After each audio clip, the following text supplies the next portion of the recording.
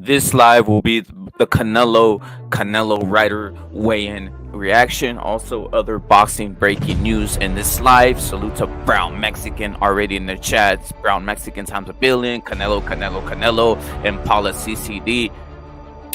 Something else though. Today is what they call Cinco de Mayo, right?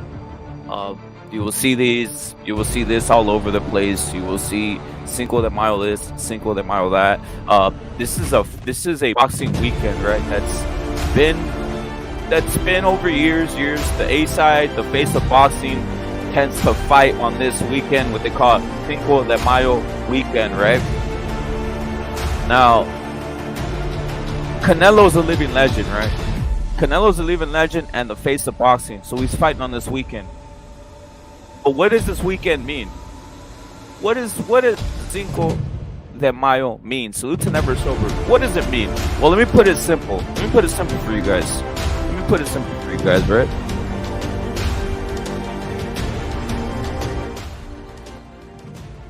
This is exactly what Cinco de Mayo means. If you guys don't know, now you know, right? Right here, as you can see, I have it up there for you guys to see. So more than boxing, we'll just tell you what all the partying and all the drinking and all the weekend buzz is about, and also what this whole Cinco de Mayo thing is, right? Cinco de Mayo commemorates the military victory of the Mexican army against the invading French forces at the Battle of Puebla in 1862. It was an almost unbelievable victory for the Mexican forces, who were underdogs, who defeated one of the most powerful armies of the time. In 1862, the French army was one of the most powerful armies in the country, in the world, right? It was a very underdog battle, and they pulled it out. So that's what all the drinking and all this other shit's about, right? That's what everything's happening. Obviously, the face of boxing is fighting on this weekend, which is Cinco de Mayo weekend. We're gonna be reviewing the weigh-in and all that. Let's get it started.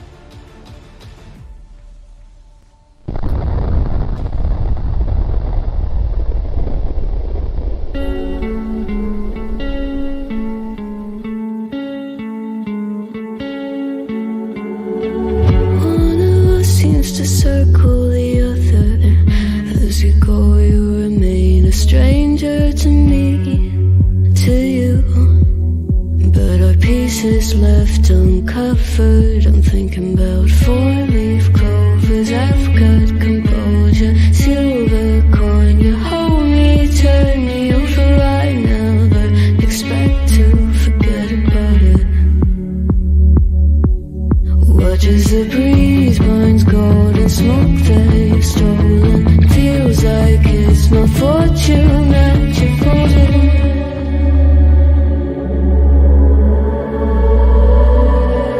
I'm swimming with the sharks.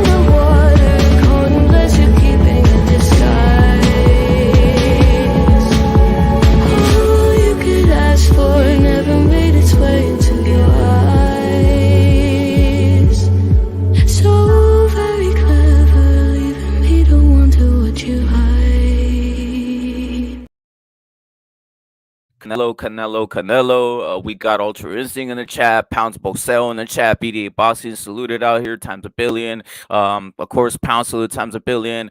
Brown Mexican again, Manitas, you're saluted. Bevo, you're saluted in the chat. Ultra Instinct, of course, is saluted. Impala, Never Sober, Canelo. The weigh-in is about to crack on, and the review's about to crack on, and Canelo, bro. Stranded in the open, dried out tears of sorrow. Voy a decir en español para que todos se me entiendan porque es puro mexicano. Que chingue a su madre.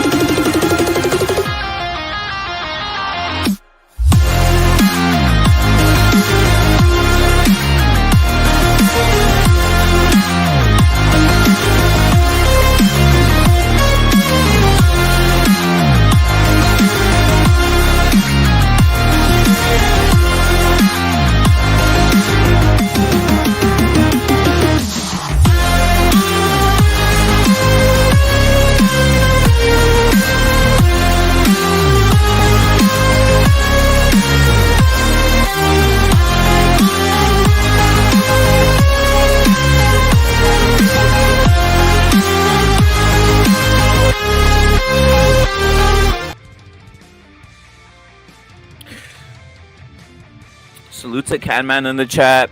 Salute to Poodle Sur in the chat. Basil, salute, bro. Basil, salute. Never Sober, salute. Of course, Knockout Ned. We all know what time it is, Knockout Ned. We know what time it is since day one. Knockout Ned, salute, bro. Now, I got a question.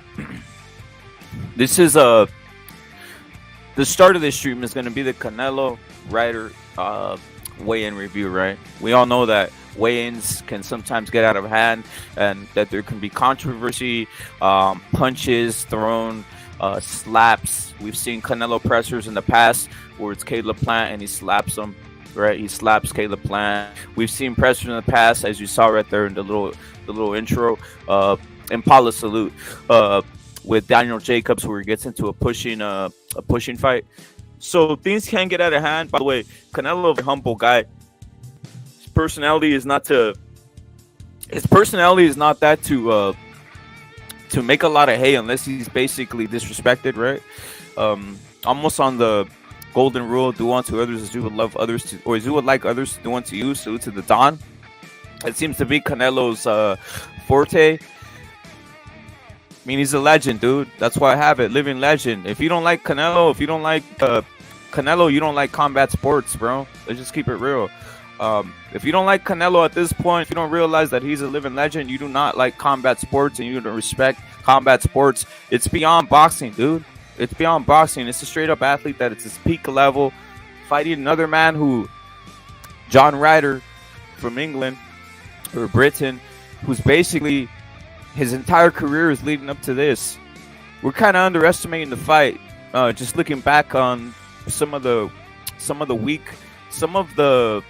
days of the week of past, right? Or like previous fight weeks, we kind of big up certain things. But this week, I feel we're kind of underestimating John Ryder. John Ryder's a southpaw. John Ryder's a man who's fought everybody, and he's never been overwhelmed by anybody. Okay, salute to Sam Rando. Salute to you times a billion. Salute to JJ. He's never been overwhelmed by anybody. John Ryder's always stood his ground. He's always fought maximum level. Has a good jab, good head movement. Solid boxing. Solid all around. He has a lot of physical capability. Salute to Chitlip. So, maybe we're underestimating this fight, to be honest. Maybe we're underestimating. Not me. I'm not. But I'm seeing the public at large kind of underestimating. I guess me, look, when I say that I have Canelo beating John Ryder by stoppage, it sounds like, John Ryder's trying. No, it's just Canelo's that good. Canelo's that great. Canelo, especially at this weight class, is a freaking monster, dude. Is a monster, guys. Let's just keep it real. He's a monster. So it's not me underestimating or anything like that. So that's all I gotta say. So this fight is huge. And also, again, as I stated earlier in the intro, you guys were not here to watch the intro. I'll just do it again real quick, right? What is today? Today, we see it all over Google. We see it all over. You guys are gonna see it around you, right? Everybody's out today. Everybody, the entire country. It's a national holiday in the United States of America for the most part, right? So if you guys are in the United States, I think even the entire, even Canada probably, right? Today is what they call Cinco de Mayo, right? And this is a fight date that has become traditional for boxing, right? For guys who are the face of boxing. So this is Canelo's fight date, Cinco de Mayo, right? What is the significance? What is the significance of Cinco de Mayo? Let's just get into this because I just don't want, we don't want to get off track and just have constant questions. What is Cinco de Mayo? Dude, it's Cinco de Mayo. Yeah, you just go get drunk and all that shit. Yeah, that's what happens, right? But let's break it down real quick just so you guys could so we won't have to be going over it over and over again. Shit like that, right? So let me break it down. Cinco de Mayo commemorates the military victory of the Mexican army against the invading French forces at the Battle of Puebla in 1862. It was an almost unbelievable victory for the Mexican forces, who were underdogs, who defeated one of the most powerful armies in the world at the time. So that's what this entire, mainly this holiday, as we could say, started in California and spread to the rest of the United States because of beer and all this other shit, right? That's what the United States does. They create these big old holidays to basically make it corporate, as they say, right? So salute to everybody out there. That's what it means. Feliz. See, Knott's already coming in with the Feliz Cinco de Mayo, bro. You know what I mean? Salute to the can man. Knott's already coming in with the exactly. But that's what it meant. That's what it means. That's what it is, dude. That's why it's such a big deal. Obviously, it's corporatized, and that's why it became huge. Every holiday that exists becomes corporate, and that's why it becomes huge, right? That's why we celebrate things like that. Now, in regards to the boxing, Canelo's the A side here, so he's taking this fight date, and I'm glad he has. He hasn't let us down. He hasn't let the boxing community down. Every time, it's this time of year. Other than 1 year, from I remember, maybe 2 years ago, when he was having contractual fights with his previous promoter. That's the only time he really didn't take on this date, right? So I'm happy here, dude. I'm happy, right? Canelo fights 2 to 3 times a year. He's taking on the task, and again, this date is his, and he's gonna be fighting a man in John Ryder, who is no punk. Viva Mexico, putos, is what Brown Mexican is already. Brown Mexican is already throwing a party. He's already throwing a party, bro. Salute to Brown Mexican times a billion. Now I'm gonna ask you guys: do you guys start today or do you guys start tomorrow? In the chat, let me ask you guys: do you guys start today, guys? And Paula, salute. Do you guys start today? Someone tell me, do you guys start today? What do I mean by this? Are you guys already drinking today? Is that how you guys started? Do you guys get it rocking today, dude? You guys get it rocking today or after work? Because I know many people right now. It's on the East Coast, probably getting out of work. West Coast, 12 o'clock lunch hour, right? Do you guys get it cracking today? The can man says he's already got it cracking. Christian, salute. Christian, salute. Today, yes, it's Cinco de Mayo. So Christian's already got it popping off, bro. Salute to Christian, right? So it's a 2-day. It's a 2-day bender for us then. We're going on a 2-day bender here. We're going today, and then we're going to go tomorrow into the Canelo fight. Jack Ripper's already started. Jack Ripper's already started, bro. Jack Ripper's already got it on and cracking. He's already ready to go deep with this shit, right? I'm gonna get it popping probably later today, guys. Right now, I'm just on some I'm on the Monster. I'm on the Rockstar. I'm on the Venom. I'm on all that shit, dude. I'm on all that shit. Boxing Wizard salute. Boxing Wizard salute, guys. Boxing Wizard 3 prediction. But this is gonna be the review of the weigh-in for Canelo, right? Other boxing news, dude. We got a lot of boxing news. Yo, BDA Boxing's already drinking goat blood, bro. Salute to that, bro. Salute to that. Yo, look at guys. There's a lot of boxing news, guys, that I want to cover, right? But first off, like I said, I want to cover the review of the Canelo thing. Hey, bro, Brown Mexican already has tequila, modelos, mango, y chile, piña, y chile. He's already ready to go, bro. $2 Brown Mexican salute, bro. Brown Mexican's already going deep in here, bro. Basil salute. Basil salute. Basil salute, bro. Knott's already drinking, bro. Knott's from Michoacan. He drinks every day. 1 in the morning, 10 at night. Salute to Knott, bro. Yo, MIA, bro. MIA's, they're not MIA. They're hearing. Salute to all the homies, bro. We got out there hearing Killer Be Killed. We got out there hearing SSC. We got out there hearing Sergeant, the Victor Real veteran. We got out there hearing Bay Area. Salute times a billion to the Bay Area, bro. It's always hearing, bro. Salute to the Bay Area times a billion. We got Jack Ripper in here. We got Impala, bro. So we're ready to go, dude. Now let's see how this weigh-in looks. Like I said, surprisingly, guys. The bigger man is in this. It's not surprising, dude. Canelo's always a smaller man, bro. All right, what are we talking about? We got the Don on the panel already. I think is he already the Don? Have you already started the party or no? Is it today or tomorrow, bro? No. It's today, but later on today, we're handling the business. We're out here in the streets making money. So what are we gonna do? Gotta be responsible. At all times. But first of all, I want to say, Feliz Cinco de Mayo, cabrones! Yeah. Facts. We gotta be real festive out here, no matter what. Facts, bro. And for my English speaking Mexicanos out there, happy Cinco de Mayo, bitch. Facts. Hey, something else to Don. Another day we're alive. Another day we're here to enjoy everything. And boxing is something we all enjoy. Like, how can we be? If you're waking up hating today, bro, go check yourself, bro. Seriously. If you're waking up being a hater of the Don, right? That's the thing about the Don. That's why the Don has so much youth. Because he's always happy, bro. Straight up, dude. So if you guys are waking up hating today, you're just throwing mud all over the wall about Canelo and all this and just throwing fit guys. Like, dude, check yourself, dude. You're going to get a heart attack out there, dude. You know what I'm saying? Enjoy the weekend. Enjoy the weekend, scumbag. Seriously. Exactly. Don, salute. Instead of enjoying the day and enjoying that we're gonna have Canelo and a great day of boxing tomorrow, and he's facing a great opponent in Ryder. They want to complain and throw obstacles in the way instead of just celebrating the event for what it is. It's a great fight. It's a homecoming, and you're gonna see a whole bunch of Wranglers in the crowd, just Wrangler, a whole bunch of leather patches and shit. You know what I'm saying? You're gonna see the fucking sombreros and everything, bro. Max. I can't wait. Tomorrow you're gonna and see the crowd. It's gonna be a crowd. I'm gonna tell you guys this. There's a difference.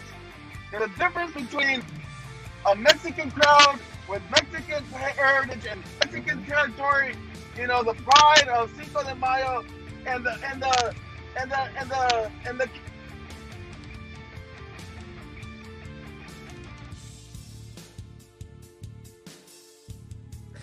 I think you cut out the Dom. It might be my side, bro. I think you cut out there for a second, Adon, or it might be my side. I might have that It's probably me. the It's probably me. Can you hear me? fucking Can you hear me? I hear you loud and clear now, bro. Okay, so it's gonna be a celebration. The noise is gonna be different. You know, the American crowd, as loud as they want to be, you know, the Mexican crowd is just gonna bring it on to another level. You're gonna be hearing the, you know what I'm saying? It's just gonna go down. Facts. It's just different. There's a difference. There's levels to the Facts. game. There's a fanaticism that comes with this. You know what I mean? It's just and Canelo said, you know what? For the people that can't afford these tickets, I want the hood in there. I want the hood. I'm gonna drop the numbers. In fact, you know what? I'm going to the hood, and I want the grimy ones. I want the real grimy ones to come inside to represent. Let's go from El Barrio. Facts, bro. I bet you Canelo was like, fuck, man. I remember when I was in the barrio, my favorite fighter, I couldn't even go see him. He never showed no love, or if they did, you know, man, I was out here selling paletas. So you know what? I'm the man. I got gas stations. I can afford it. Fuck it, 20,000 seats given away just like that to the poor people, to the young youth that might be inspired one day and say, I want to be the next Canelo. I want to be the next entrepreneur. I want to be a great man like Canelo Alvarez. Salud, Canelo Alvarez. Facts, bro. Hey, Blaze, salute, dude. Blaze, salute to you, bro. Times a billion. Christian, of course. Obviously, Puro Sur and the Sergeant in the chat. I want to say something, though. You know what's hyping me up, to be honest, Don? It's kind of underrated, right? It's underrated in this sense. The Zone, from what I've seen, we can talk about this. We can debate this with anybody out there, guys. But I'm going to tell you guys. The Zone, they always have the best walkouts, bro. I'm just keeping it real. You could talk about their video or whatever quality. Guys are hipster about the video quality. Salute to Cookies out there. You know, Cookies out there. He loves the video. Quality. Cookies, yeah. Cookies, salute. Cookies like, yo, pound salute to you, bro. You guys like the video quality? But I'm talking about like the Zone walkout. That's what has me pumped, guys. The festivity, the pageantry, guys. The pageantry. You guys... Dude, I'm hyped, dude. I'm hyped. I gotta keep it down because obviously you got a stream going. But bro, I'm pretty hyped, bro. I agree because you know when they do bring them out, like they always give a whole stage. You know, like that was the problem with this PBC crap. They're such cheapskates. You know, they just have them walking out the back. Do you remember last time when Ryan came out? It was a stage and people were in awe, like, oh my god. You know, like, oh my God, Christian Dior. You know what I mean? That factor. And you know, when Canelo comes out, he has a whole stage full of mariachis, and it's just like, it's going down. You know what I'm saying? That's the difference. The pageantry, like you said, Don Repe. Guys, that's gonna be amazing, dude. Now I'm interested to see. Supposedly, we got Best Hope Bluma coming out with that the Don, so that's pretty badass. Salute to Furioso Boston, Jack Ripper, salute. That's gonna be badass, dude. That's all I gotta say right now. If you guys aren't familiar, number one probably pop star in the United States of America. Baby. Yeah, hey, by the way, Best Hope Bluma copied your hairstyle, the Don. He really did, bro. He just bit you, bro. Everybody copies he the bit Don, it, bro. Okay. He bit it, bro. I'm on a different level now, though. Yep. You know, I mean, right when you think you're catching up, I'm already onto some other stuff, man. Facts, you bro. know, 2 steps ahead. I'm telling like you, I said, I'm already like light years ahead of like the common folks. No doubt, bro. No doubt. Hey, what's your thoughts on the whole thing of like we need to start respecting the living legend, dude? That's why I put it up there. The Don Canelo living legend. Like that's what that literally needs to be said every fight now. Like, God, give him the respect. The Zone actually changed every fucking title. Stop playing around out here. Just put living legend Canelo. That's all we need to do. Living legend Canelo. Living legend Canelo. Living legend Canelo. That's what they need to put all over the place out here, dude. Yeah, we're moving on from the. We're moving on from the. He's still the face, but we're taking it up a notch. So we're taking it up a notch. We're a living legend. We are boxing. We are. You know, this whole like 20 years, maybe 15 years since he's been coming up. You know, he's been fighting for a long time, but for a solid decade, he has been the prototypical fighter. He's been in there. He's been in wars. He's been getting ducked. He fights when people say he was not going to fight, and he's been moving up. He's pound for pound. He's been undisputed. He's been moving up and moving down in weight. I mean, the guy is boxing. He's a living legend. Canelo Alvarez is a living legend. Facts, bro. Facts. You can't. It's just, you don't get this often, guys. Let's just keep it real. You don't get it often. You guys don't get it often. The thing is, you become what's the word? The more fancy word for getting used to shit, dude. There's another fancy word, guys. The fancier word for getting used to things, guys. Getting complacent. Complacent. There's another one. When you're just used to shit. When you're just like, it's on some mind shit, dude. I forget what it's called. You guys hit it in the chat, guys. Stop. You know, I've been up, guys. I've been up, bro. I've been up, guys. So you know, I've been up, bro. I'm on 3 hours right now. I'm on 3 hours. Yeah. I've been up, bro. I've been up. What's the word? Salute to you for kicking off this live. It's important because you know, today really is the day before the main event. So, but you know what's special too is that this pregame is on a massive epic level where, you know, it's not just a little like cheese and hors d'oeuvres at the tailgate. This is Cinco de Mayo, baby. Facts, bro. This pregame is fucking on a different level. So you think you're gonna get guys that have been drinking all Friday, and then next thing you know, the fight comes up. You don't think they're gonna be out there ready for some fucking boxing? Are you kidding me? Man, everybody's gonna buy this fight. Everybody. Yo, what's the power drink, bro? The Don, what's the power drink? I got some shit cracking up. It's me, Pablo. Salute, dude. Salute to Pablo, bro. By the way, R.I.P. to homie Pablo. Dude, I'm gonna say something, guys. Like, sometimes I see names, and I be like, R.I.P., and it's real shit. Pablo, salute, dude. Dad, bro. Dad out there, salute to Pablo, bro. Salute to you, bro. So, for reals, bro. I miss you out here, bro. Pablo, I miss you out here, bro. You R.I.P., homie, for reals. But I was gonna say something. Yeah, Pablo. Pablo, not Paulo. Don Pablo. Yeah, Don Pablo, bro. Shoot. But I was gonna say some, yeah, R.I.P. Mini 6, bro. R.I.P. Mini 6 too, bro. Fools don't know Mini 6 R.I.P., bro. But I was gonna say something. Sometimes when you put together these drinks, the Don, you gotta mix the Monster in there, guys. I'll just say this: the one I'm gonna mix, dude, I'm gonna put the Monster and the whole bottle of tequila. And I'm talking about one can of Monster and a whole bottle of tequila, bro. And I'm talking about we got how many ounces? What we got here, bro? The fuck if I know, the biggest bottle you can find. That's what I'm gonna do, bro. Fuck it. Let's go. You know what I mean? You know what I mean? It's Cinco de Mayo. Yeah, Cinco de Mayo. I mean, what are we talking about? Cinco de Mayo, and then tomorrow you got to keep it running. Now I don't know.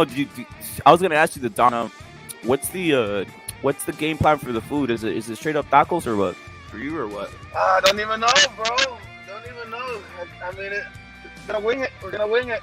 Don't even know. Yep. Don't got nothing planned right now. Don't have nothing planned. I'm gonna be drunk. I'm not really gonna care. I'm gonna be drunk tomorrow. No doubt, bro. Hey, Matador salute, bro. Hey, Tom, can you give me 5 minutes? I'm gonna try to see if I can flip on my other phone. This one's kind of like choppy for me. No doubt. Salute to the Don, guys. I was gonna say something, guys. Yeah, R.I.P. Killer Be Kills Dog too, by the way. Salute to Chitlin. Remember that. Salute to Chitlin, bro. But I was gonna say something, guys. This entire fight lead up, I noticed. I think it's on a upward pattern, guys. Because I noticed, like, when we're talking about it on Monday, Tuesday, guys were just like, you know, they're still like in a malaise, right? But I'm gonna tell you guys, dude, I'm starting to see the interest pick up. I'm starting to see the hype pick up, guys. I'm starting to see people, you know, really about it, guys.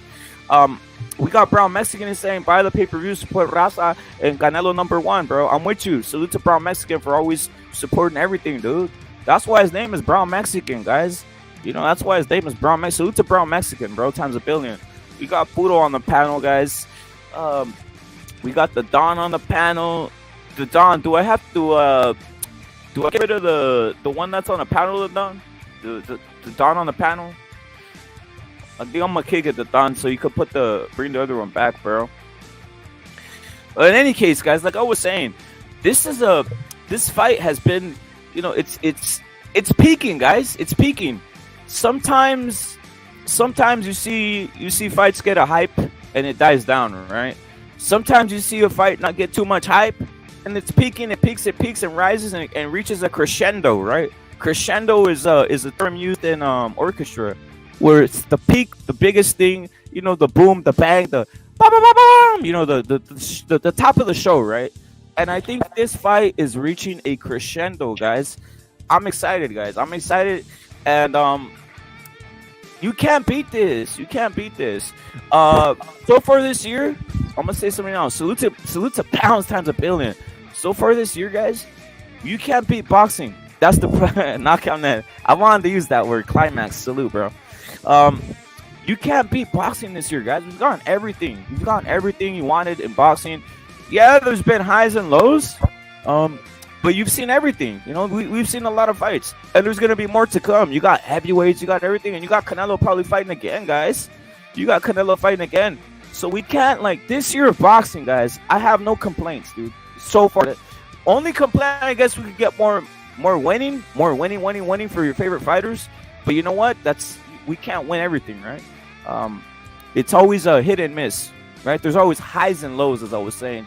Furioso boxing on the panel. Furioso, what's your thoughts on the fight, and what's your thoughts on what I'm talking about of this fight kind of peaking, where days previous it wasn't so hyped, and I'm starting to see that people are starting to pick it up.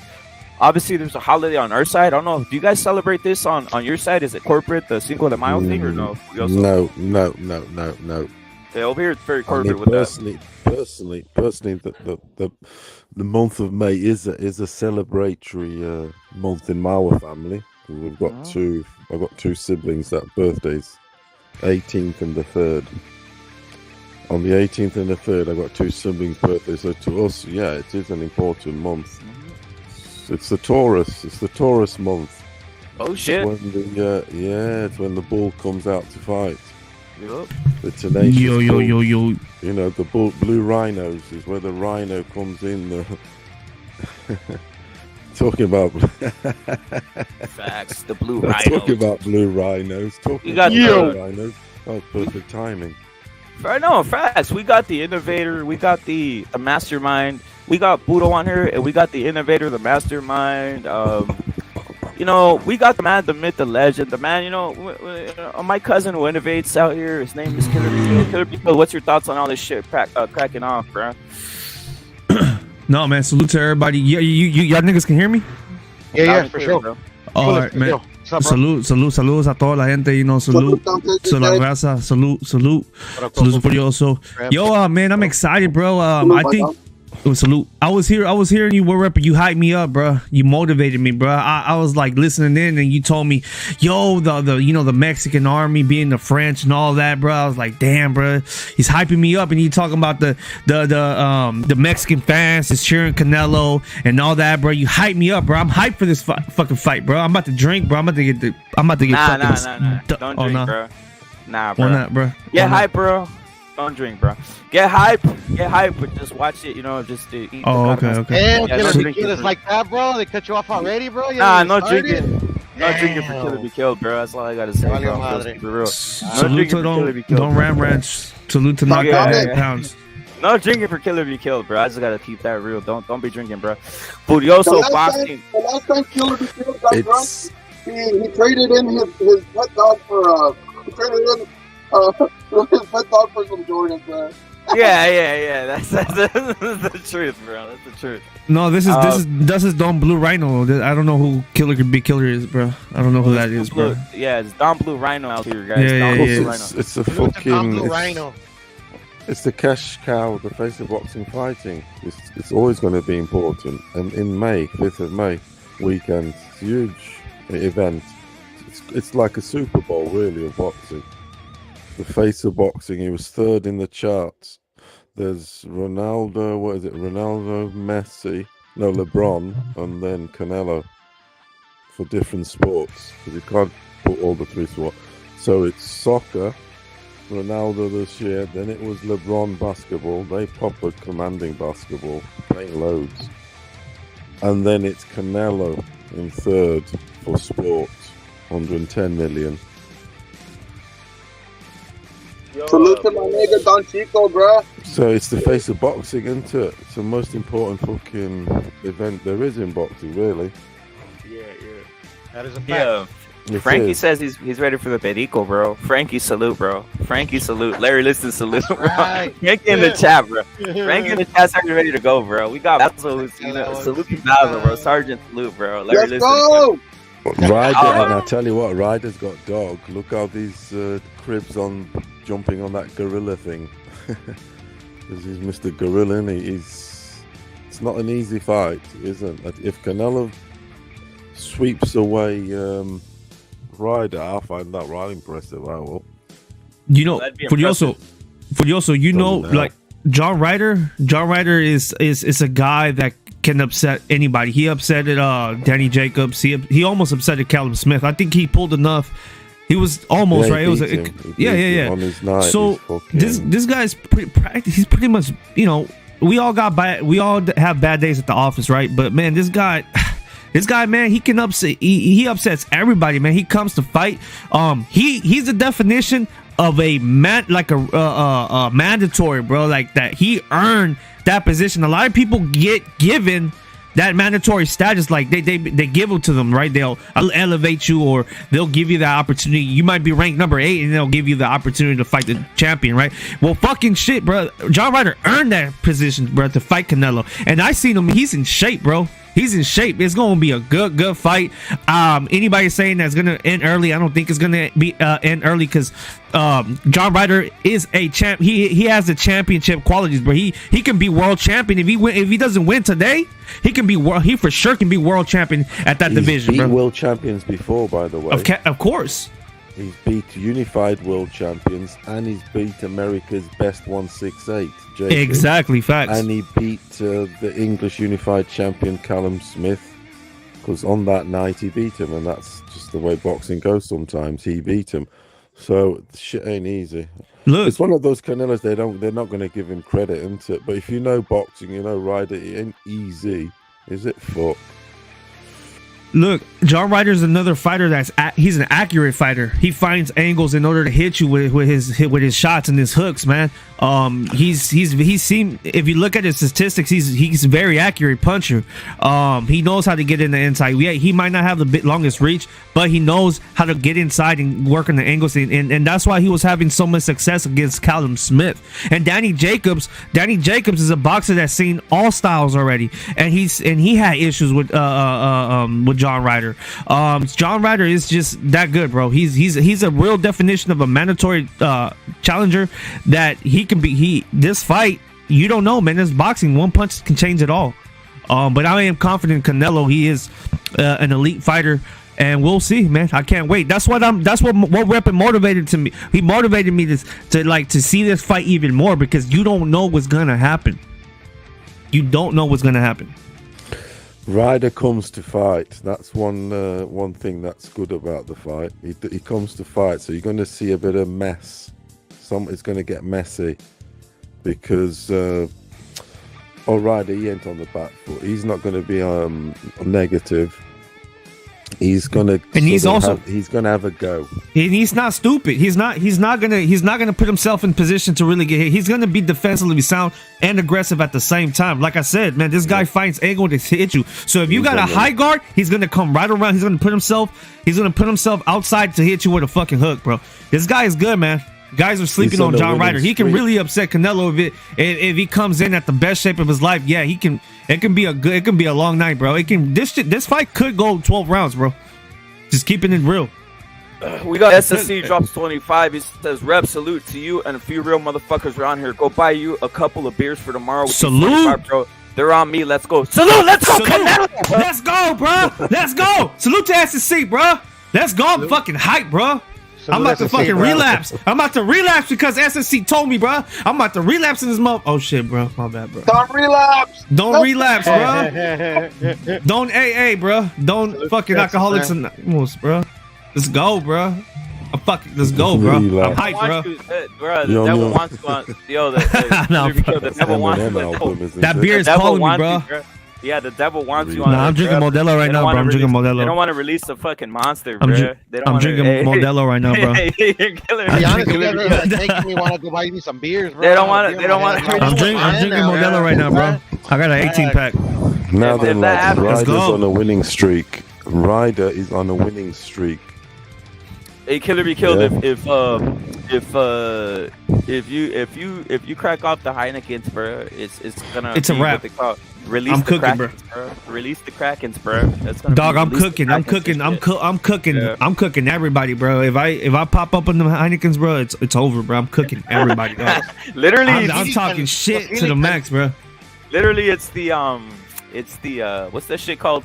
The logo, bro. You turn into straight up the logo, bro. It's crazy. You turn into Killer Be Killed logo, bro, itself, bro, with the Louis Vuittons and everything, bro. Shit goes crazy, bro. But right now, Canelo guys showing up with the with the typical his typical apparel when he shows up to a weigh-in, guys. Let me bring it up for you guys. He's made this popular, dude. He really has made this popular, guys.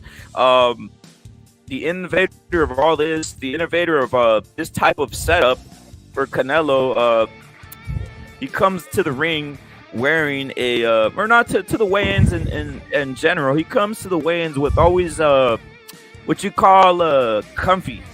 What do they call these hipsters call it? Comfy fits. I think that's what they call it, comfy, right? Or that's what these hipsters call this shit. Comfy attire, as they say. Yeah, comfy attire, right? And the comfy attire is. Everything's got too comfortable. For lack of a better word, you're fucking right about that. Before I get into the comfy attire, we got Brown Mexican dropping to. He says, "Buy the pay-per-view, vatos. Viva Mexico." He says, and la peda continues. He says, Canelo, the face of boxing, number 168. You know what I'm saying? He says, number 1 Mexico, number 1 in the USA. Salute to Brown Mexican, drops to 26. Salute, bro. Salute to Brown Mexican, bro. A huevo, bro. Buy the pay-per-view, bro. Buy the pay-per-view, bro.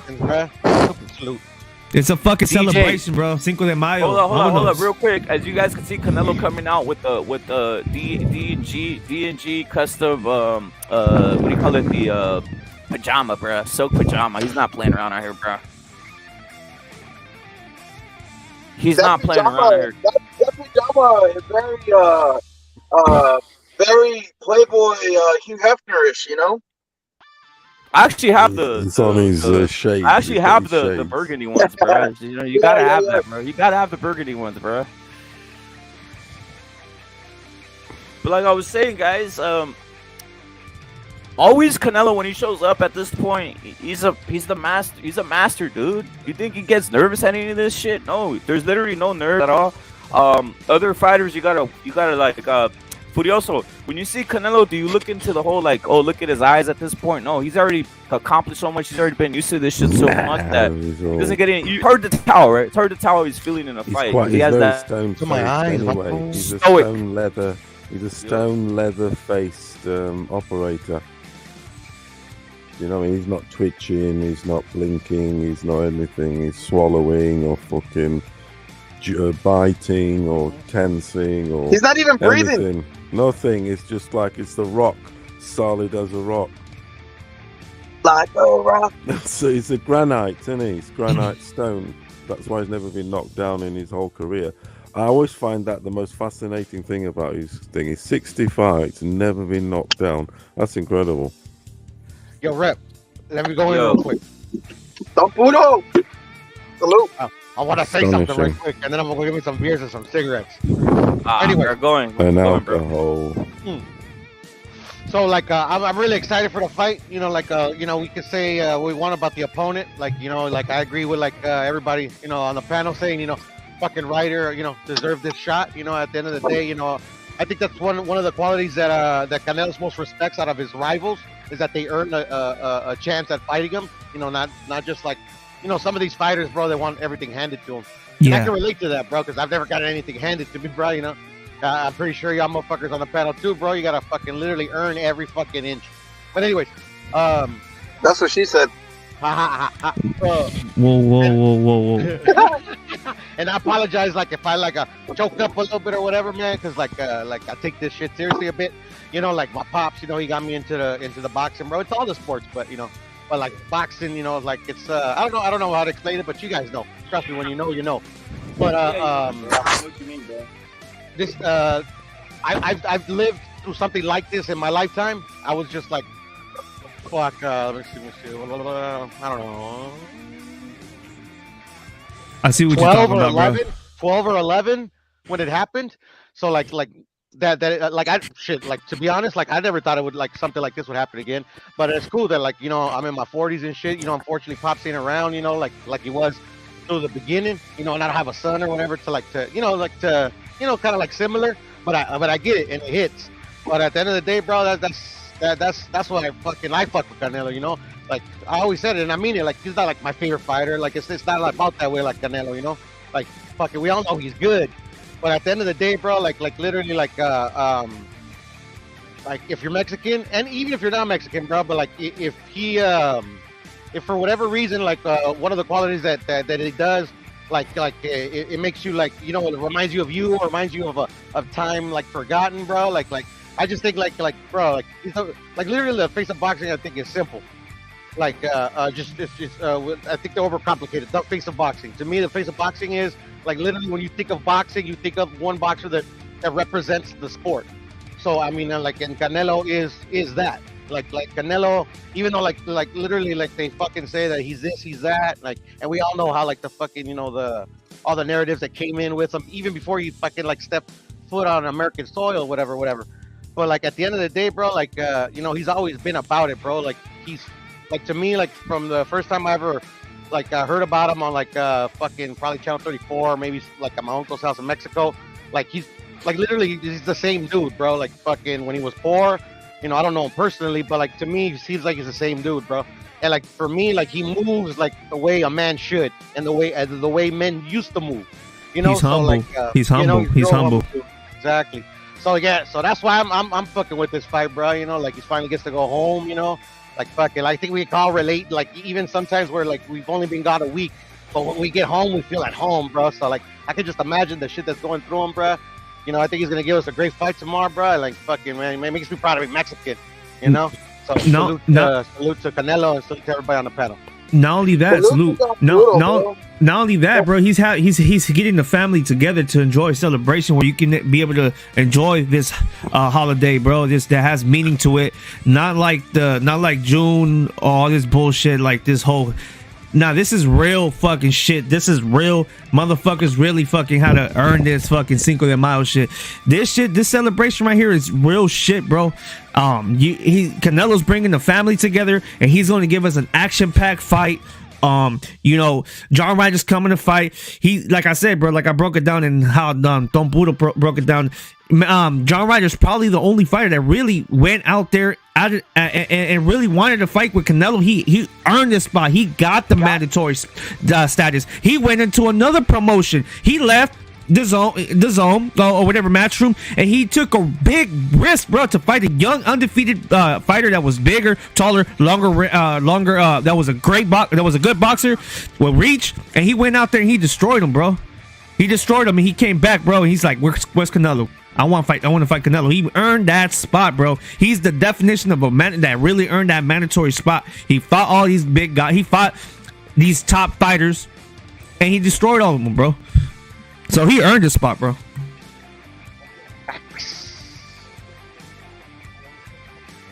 He gambled, and he gambled.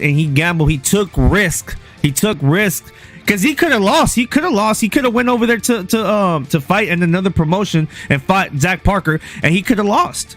He was actually, I think he was the underdog for that fight. So he went in there, bro, and he came out victorious, and he came back, and there it is. He earned his spot here. He's not no pushover, bro. This is a real fight. Is there a better 168 in America, for instance, than Ryder? Having No, Jacobs not right now. Not right now. Seriously. It's no, I agree. I mean, like out of all the crop, bro, yeah, like I mean, you know, Ryder hasn't got the title, you know, at the end of the day, but at the end of the day, bro, he's got some big wins. I mean, like you know, yeah, I think this is the best available opponent right now at 168. He's the best of the rest. He's yeah. fucking is. Sure, Easily. Yeah. You got the champions, and then you have got Ryder, because he beat America's best. I know he was at the end in Jacobs, but still he beat him. Yeah. He obviously had a great fight with Smith. He's on the street. He absolutely obliterated Parker. Didn't he? That guy was fancied, the 6 foot fucking guy from Derby that Andrade supposedly ducked. And Ryder went in there, and he was the underdog. Might we say also? Don't forget about this also. He was the underdog. He went in there and he absolutely lynched and rinsed Parker in his backyard, by the way, in Derby. That was some crazy shit. So, yeah, it's just the haters be putting Ryder down, because his accolades in recent times are quite impressive. Yo, the walkout right here is pretty damn intense, pretty damn nice, to be honest. Canelo coming out. He looks shredded, guys. Canelo looks shredded. Salute to What's Arkham. going on? Is something Arkham on salute. Arkham salute. Don Ramon champ salute. Basso, everybody in the chat salute. Canelo looks shredded, guys. Canelo looks shredded. Coming out with the DNG pajamas and everything else. Looks shredded. Epic shit, guys. Epic shit. I'm gonna keep it real, dude. I'm starting to see, if you guys look at if you look at Ryder, I think this shit's gonna be a little bit over. Look, he's the toughest guy. He's a tough guy, but look, there's gonna be another level of being overwhelmed in here. He's in a. This is like I said. I've said this before. This is a celebration. This is a guys. This is a Beto Vega. Beto Vega. Salute to Beto Vega. Okay, that's not the Peso Pluma guy you were talking about? No, that's not Peso Pluma. Peso Pluma is, I think, it's gonna use the walkout, guys. I think it's gonna be the walkout. Oh, okay. Yeah, because I've heard of the name, but I've never heard of any of his music, so I was just asking. Yeah, Canelo's all fucking. Quiere que le ponga música pa que baile, baby. There you go. Now I've heard it. He's all trimmed up, isn't he? Yeah, they're both in shape, bro. So, you know. Yeah, 168. Canelo looks ripped, guys. Canelo looks ripped and ready to go, dude. He hasn't even stepped on the scale, right? But he looks ripped, guys. Stacked there, but the audience is stacked.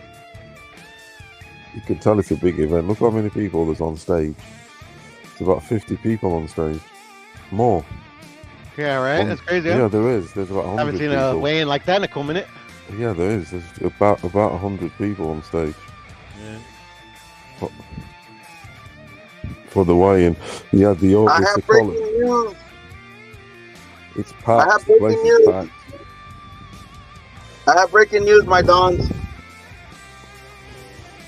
Can I break the news, Don Rip It?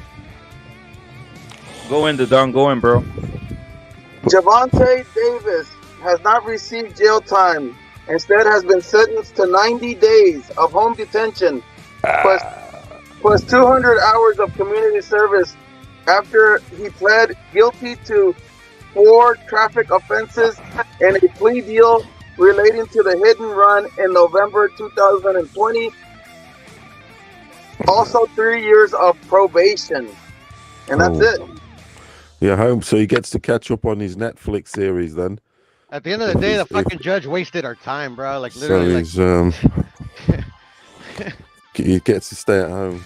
What a fucking retard. By the way, I said this was gonna happen, guys. I said this was gonna happen. Every time they're telling me he's going to prison, I said, dude, nothing's happening, guys. Come on, dude. It was all for show, fucking rep, bro. Like, literally, the chick he hit or whatever, they had already made their arrangements. He already fucking made the pay, and then that fucking judge came out like, no, that's not enough. That's not enough. At the end of the day, bro, like what? Like the nothing changed, bro. It's like at the end of the day, it's like all a bunch of show, bro. Boy, that face to face is intense as hell.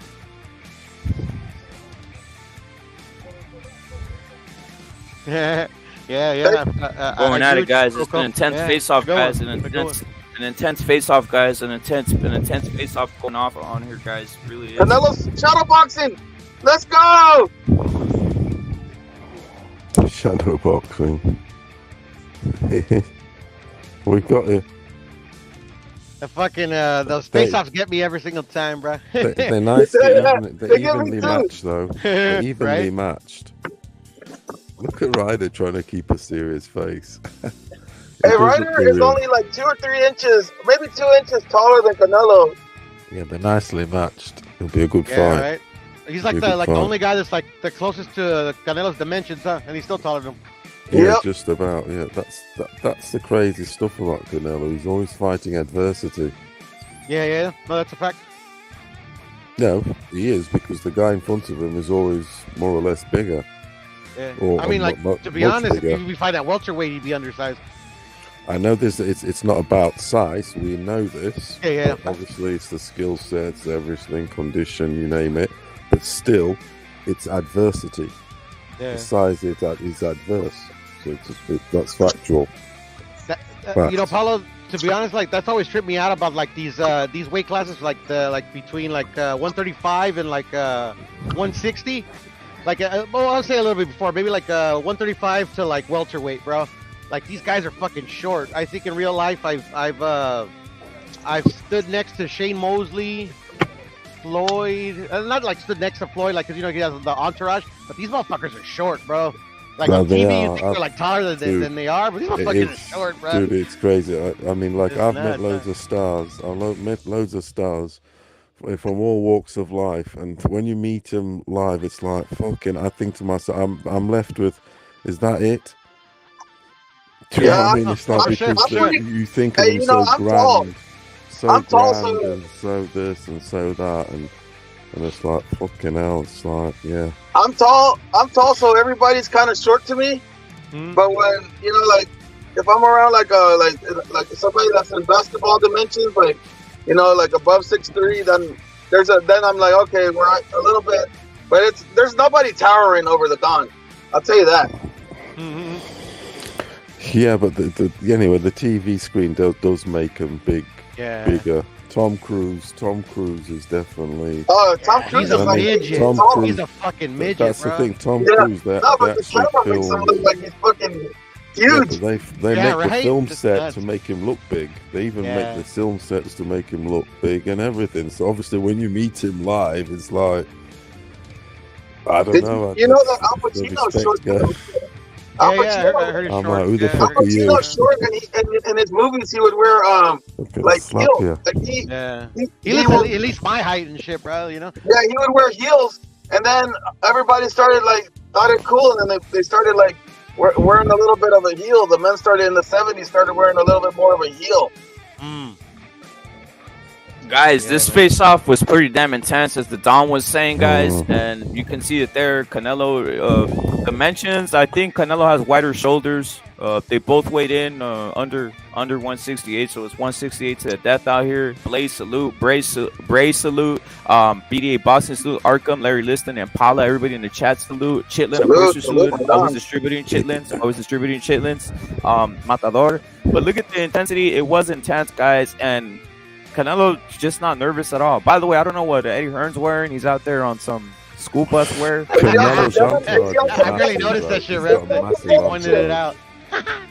Oh, is that the It's yellow? that. The yellow? Yellow with hearts. The entourages are massive, bro. And there's about 10. I counted 10 people with all Canelo tracksuits on. That was 10. You know, the red and white tracksuits. Oh. It was And deep. I finally That saw shit the was little icon that you're saying, Rep. It looks pretty cool. Must be all his brothers, though, isn't it? He's gone in the Guinness Book of Records. That's a great feat. Yeah, that was pretty cool. Yeah. Yeah, Hey, my they Dons, give I'm him- gonna be listening. Salute to you, Don Puro. Salute to Don Furioso, Big TM. Salute to Don Repit. Salute to all the Dons in the chat and around the world. Man, Cinco de Mayo. And we just saw the face-off. The intensity was there, guys. I can't wait for Insane, tomorrow. dude. Great fight, dude. Great fight, dude. Homecoming. The atmosphere is gonna be different. Watch, guys. It's a different band. It's a different band. They're just crazier. They're Yeah. louder. Salute. All right, then, Coco. They expect basically a knockout. They expect something to jump off. They want to showcase, right? That's another thing. That's the thing about Canelo, guys. Like, he's fighting. he literally, dude, he's doing a showcase versus an elite fighter, dude. This is not a guy who's he's not a bum, dude. And they expect him to do a showcase, Poodle, which is crazy, right? That tells you expectations. For sure. Yeah, well, the thing is like, fuck, bro, like I said, like earlier, like it's been 20 years since like something like this has happened, like with Chavez and Haugen was the first one, and then Canelo and Ryder. So at the end of the day, bro, like, fuck, bro, like shit, we all know the type of fan, and I'm just saying like in Mexico, but anywhere, like the casual fan, bro. The casual fan don't know no better, bro. So at the end of the day, bro, they don't know who this guy is. Maybe they do, bro, but they just want to be entertained at the end of the day, bro. And it's been 20 years. They want Canelo to knock him out. They hear about Canelo, exactly. Canelo this, Canelo that, and what they're saying is, all right, I'm hearing about all the Canelo things. Let me see him like knock this guy like a damn what we call like in soccer chilena or something, right? That they just like come out do a chilena shit out here, dude. Exactly. Yeah. They expect to showcase, I don't think Canelo's gonna give him one, and by the look of Ryder, he looks like he's like he's like fucking like he's not in there just to like fucking fuck around, so I think him coming in serious, and Canelo's always serious, bro, like it's gonna make for a good fight, bro. I think it would be entertaining. Hey Poodle, what does this fight mean to you? As you said, what was the last fight you saw with your dad, the Canelo fight? Was it the Triple G fight? Yeah, the Triple G number 2 was the last one. So he basically saw I mean, Canelo was already great there, but basically he was seeing the tip of like almost like the how old was Canelo there? Canelo against Triple G? Yeah. Well, right now he's 31, gonna be 32, so that was in 2015 or no 2018, right? 2018. So what are we? 2022, 19, 2021, 22. So that's 4 years ago. So 28. So he was seeing like peak stuff, right? But he probably thought, like, again, I think you stated it. No one thought that after Chavez, a guy like this would pop out, dude. Really, realistically, no one really thought it. It's insane, dude. It really is insane. It's almost like salute to Johnny Ellison, bro. It's almost like in soccer, football, like the Maradona and Messi type of shit, right? You don't expect a freaking Messi to pop out, after Maradona, right? Obviously, Maradona is a legend himself. Same thing. People weren't expecting after Chavez something like this would pop up again, dude. It's crazy, guys. You gotta salute it, guys. You gotta salute it. Johnny Ellison, Johnny Ellison. You're not understanding the magnitude of what's going on here, DJ. You really aren't, bro. Is this something that's it's ingrained in people? You can't understand it because you just really can't, dude. Right, Poodle? Like, there's some people who really won't be able to understand what this is, dude. Right? Yeah. To be honest, it's not to hate on nobody. To me, you truly have to love the sport of boxing. Like, like if some people say, oh, I'm not a fan of a fighter, I'm a fan of the sport and shit like that. To me, if you understand the significance of this fight, you're a true sport. You're like, you really mean, like, if you tell me that, like, okay, you mean that. You get what I'm saying? Because you don't have to say a lot, bro. Like, literally, like, if you understand, you understand. You don't have to be Mexican. You don't have to be. You just have to be a boxing fan to understand the significance of this fight. Yeah, if you know the roots of boxing or some roots of boxing at least, it's a massive fight. Exactly. Cinco de Mayo is fucking coming to America, coming to Mexico. Huge shit. Yeah. It's the face of boxing fighting. For fucking hell, man. He's literally the guy that's like putting the example for the generation to come, and it's on the generation to fucking to keep the sport moving, right? But I must say that the Americans do dampen that shit, bro. As in, like, the PBCs, the top ranks, this and that, because of the rivalries. Yeah. No, and that's what I was gonna touch on. They're not gonna big him up. They're hating on him. Yeah. That's what I was gonna touch up on, Paulo, because I'm American too. I know you're American also. Yeah. There is that. Yeah, that's the sad part. Like literally, like I already know, I was gonna tell Rep about you gotta salute it. Doesn't happen a lot. Nobody ever thought it will happen again. But at the end of the day, if you think about it, it's going to happen again. You get what I'm saying? I probably won't be alive. Maybe Rep won't be alive. Maybe we will be alive. But at the end of the day, bro, that's just kind of how this shit works. Before Chavez, there was El Puas and shit.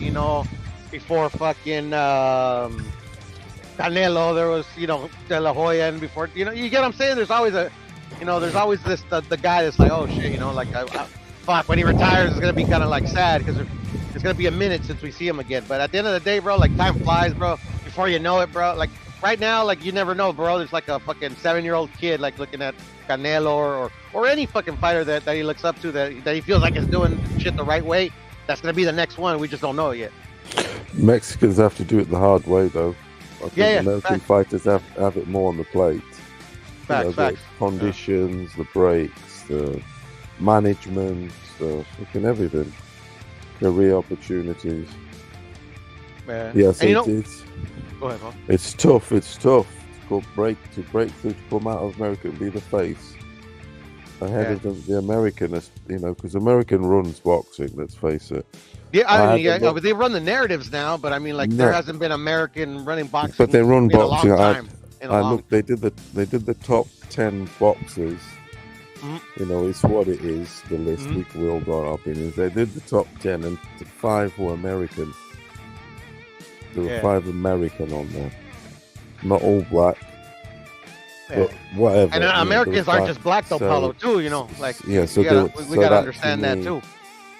Obviously, Canelo was in there, Usyk and this and that, but there was like loads of. They had obviously Crawford, Spence. I think there was Charlo, maybe Haney, Shakur, and a few other. You get me? So it's like that's half. Yeah. Now, I was gonna say too, though, Paulo. Like on you say how like Mexicans gotta get it the hard way. Like I like to see like the silver lining in everything. If I can. At the end of the day. Like, it like for me at least, like, fuck, obviously Mexican boxing number one, fuck, I believe that wholeheartedly, but I'm also American, like, I also believe American boxing is number one. At this point in time, like it's stagnant, right? But at the end of the day, like, I think it's going to do the American boxing scene good, because now they're going to have to, like, feel what, like Mexican fighters, like, have felt for a long time. They're like one of these dudes is going to wake up and is like, fuck, like, before, like a lot of these dudes, like I'm not saying like they all got it handed to it, but like you've heard the stories like of like De La Hoya, Sugar Ray, all the dudes that had like an extra bump up over like say the dudes that don't have it, like Bernard Hopkins or whatever, like he didn't get that push, he lost, like shit like that. But now they don't even have like a Bernard Hopkins, bro. Now they're gonna have to. I think at the end of the day, it's good. The American boxing scene, hopefully, I'm hopeful. Like it's gonna make it stronger in the future once we get past this era of hype, bro. There's got to be some kid around there who's like, I don't want to be like this dude. I don't want to just be hyped. I want to be able to look myself in the mirror and be like, okay, like, bro, I earned the belt or earned the status. You get what I'm saying? You know what I'm trying to say? Oh, there'll be some. Oh yeah, dude. There'll be some dudes too coming through. I mean, definitely Mexico and America. They'll always be good. Because I get the cap, trust me, bro. Like sometimes, like I want to cap too. Like trust me, like you already know. Like I like Tank. I like Ryder. They're my favorite fighters. But at the end of the day, bro, like yeah, I want to be able to say, oh yeah, he's the face. But at the end of the day, bro, like like fuck, bro. It's just not the same. It's not the same when it's not true. You know what I'm saying? Even in England always make world champions. Maybe not every single fucking year, but they'll always have a world champion here or there. Mexico, definitely, obviously. It's in the history's too deep. Yeah. It's more than 100 years, so fucking hell. There's too much knowledge, to always be passed on. You get me? It is. Yeah, no, I get you. And at the end of the day... Javi salute in the chat. Someone passed. Boxing Wizard salute. Everybody in the chat salute. Johnny Ellison. This is the review of the reaction of Canelo versus Ryder, the face-off guys. Heavy duty guys, intensity, both intense. Ryder didn't look back down. I thought he was gonna back down, to be honest, because when I was watching the walk-in guys, Ryder did look kind of nervous. The magnitude of the event looked crazy, but then when he had the face-off, he kind of redeemed himself. I think he stood his ground. I don't know if you noticed that, Furioso or Puro. When Ryder was seeing like the pageantry, he kind of looked like, what the fuck's going on here, dude? Right? So It's a great fight, Nah, dude. he's It's got a great fight, business guys. face. He's got a stern. Yeah. He's got a stern, business-like face. He's not giving in. He's going to bite. He had a face of, I'm going to bite on the gum. I said Canelo's not going to have it easy. He's not. But I still think this guy falls into Canelo's hands because he comes forward. Yeah, stylistically, you know. Yeah, he just does. He comes to. They're going to be hitting it. He comes forward. He's a forward fighter. He's a gorilla, isn't he? Yo. He comes forward, boom, boom, boom, to try and. So Canelo be slipping that shit and body upstairs, knockout. Hey, yo, Rep, you there? Yeah. So, hold on, give me a second. I'll be right back. So I was gonna say, this is Canelo, dude. The intensity of the fight, the weekend, the pageantry, guys. Canelo versus Ryder. The what it means to boxing at the moment. It means everything, guys. Because you know what, the establishment is trying to push other things. They're trying to push guys from the ghetto. Like that's not what I see in boxing. No one pays for that, guys.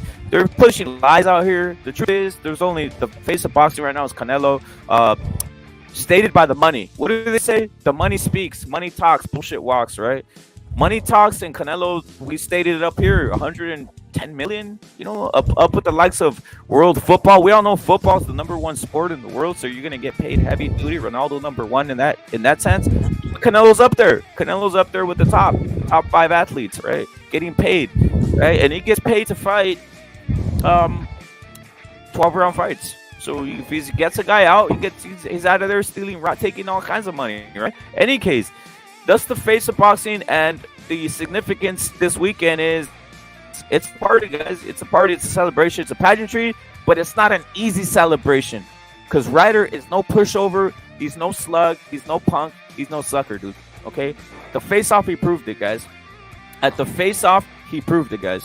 You know, the face-off showed everything. He was there, guys. He proved it, and everything went off. And what's he named? The Gorilla? Is that what they call him, Furioso? The Gorilla? He's the gorilla, isn't he? He's the gorilla. You heard Method when he came on here. He's going for the gorilla.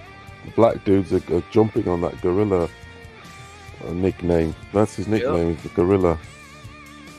Yeah, they still have the look at, dude. They look at. Every time Canelo fights, they root with everything they can, dude. They root with everything they can. They root against, they root against Canelo, guys. Deep down, they're waiting to see a result. They're waiting to see a Canelo lost result, dude. That's what they want to see deep down in their hearts, guys. Canelo lost. That's what they want to see, guys. So, even though they're not, they're secretly hating, dude. Right? But it's not gonna happen. Canelo he's just a beast, dude. Like, again, the fight that I have, the fight prognostication is Canelo in 8, but that's not saying that Ryder's bad. I'm just saying Canelo's at home, dude. His power, his level, his energy is gonna be up another level, dude. He's never had home field advantage, home ring advantage in anything, dude. If Canelo gets rid of Ryder in 6 rounds, right? To me, Canelo's back like he's back. He's back massively, like, because Ryder's on a winning streak. He's on some momentum. It'd be a great stoppage in 6. I've got it up somewhere 9 around there. Yeah, 9. Late stoppage. Ryder's fucking not easy. He's got a lot of energy also. He looks fit. Yo, Jack Whipper, what's your thoughts on this weigh-in? Yoso's breaking it down as he always does. What's your thoughts on the weigh-in and what you saw from the face-off, bro? It looks like Ryder's serious about trying to get an upset, but I don't think it's gonna happen. I can't remember the last time a Mexican lost to a Brit. I think we have to go back to Joshua Ruiz 2 or something like that. Possibly. You're talking about in a big time event. Yeah, in a big title fight, because every time we go against them, we end up winning. Well, it's like Wood Venado, Warrington Venado. There's one. Wood versus Lara. That's another one. Canelo versus some of these guys. I mean, yeah. Well, But the thing is, they're fair fights, bro. Just keep that in mind, guys. It's fair. They're fair fights. You It's do, usually Yeah, it's not fixed like the PBC fights where the Crip goes to the decision. They're gonna give it to him no matter what. there it is, guys. The PBC, dude. Every fight of the PBC is straight up notoriously. It's a fixed fight, guys. Let's keep it real. I mean, PBC, like we said earlier, breaking news: Tank serving no time. But who cares? Tank's a bum, dude. You think I give a shit about Tank? Tank is nothing out here in boxing, dude. I'm just keeping it real, guys. A lot of guys, the only guys who push Tank Davis out here, Jack Ripper. Yeah. Who pushes Tank Davis out here? Oh, the Cuts and the Crips and all of them. Boxing YouTube, dude. Other than that, no one even gives a shit. I'm telling you, dude. Like, no one really cares, dude. Like, I'm just keeping it real, guys. If Tank Davis walking down the street, even after the Ryan fight, they wouldn't recognize him. If you see Ryan, you recognize him right off the street. They say, "Oh shit, there's Ryan." That's how they'd be. Before the Guys Ryan are fight, he was doing like morons. 60K Guys are morons. pay-per-view or Guys are something like morons. that. Wait, hold up. Guys are morons and easily manipulated by others on boxing YouTube, which is hilarious to me. Guys are, oh please, don't mention Tank and Canelo. Like, dude, I'm not even like that, dude. Fuck, what do I give a shit, dude? Canelo's #1, and what are we talking about here? Why do I even want to debate that? I'm not debating that. I'm not a cuck, dude. You know what I'm saying? Like, dude. I know I can stand my ground and know Canelo's right there. Ryan's above Tank, and Tank and Spence and Crawford are nowhere near anything, dude. They're out there in the boondocks somewhere else. This is Canelo Cinco de Mayo weekend, and everybody will be watching from the north to the south, east to west, from Britain, Canada, all the way down to the south to the Patagonia, where Argentina. Everybody's watching. This is an event, guys. You will see this massive on every platform, every Spanish-speaking platform, and every boxing platform that we got. It's on DAZN. DAZN's worldwide also, so that's a good thing. With PBC, if it was just PBC, you'd be fucked. The market's shit. It's only Americans. It only covers the America, PBC, really. No, that's the point. DAZN is everywhere. It's in Australia. It's in fucking Russia. It's world. Fucking everything. So... Something else, guys. Something else. Oscar salute. What Furioso was saying is factual, but also something else. The look of Canelo is rare. So it's not like a figure. It's not a figure you've seen in history. Now, if I can ask you, Furioso, who has looked similar to Canelo in world sport? Just the look himself. Just the look. Think about that. The look that he has. The look in world sport. That's been famous.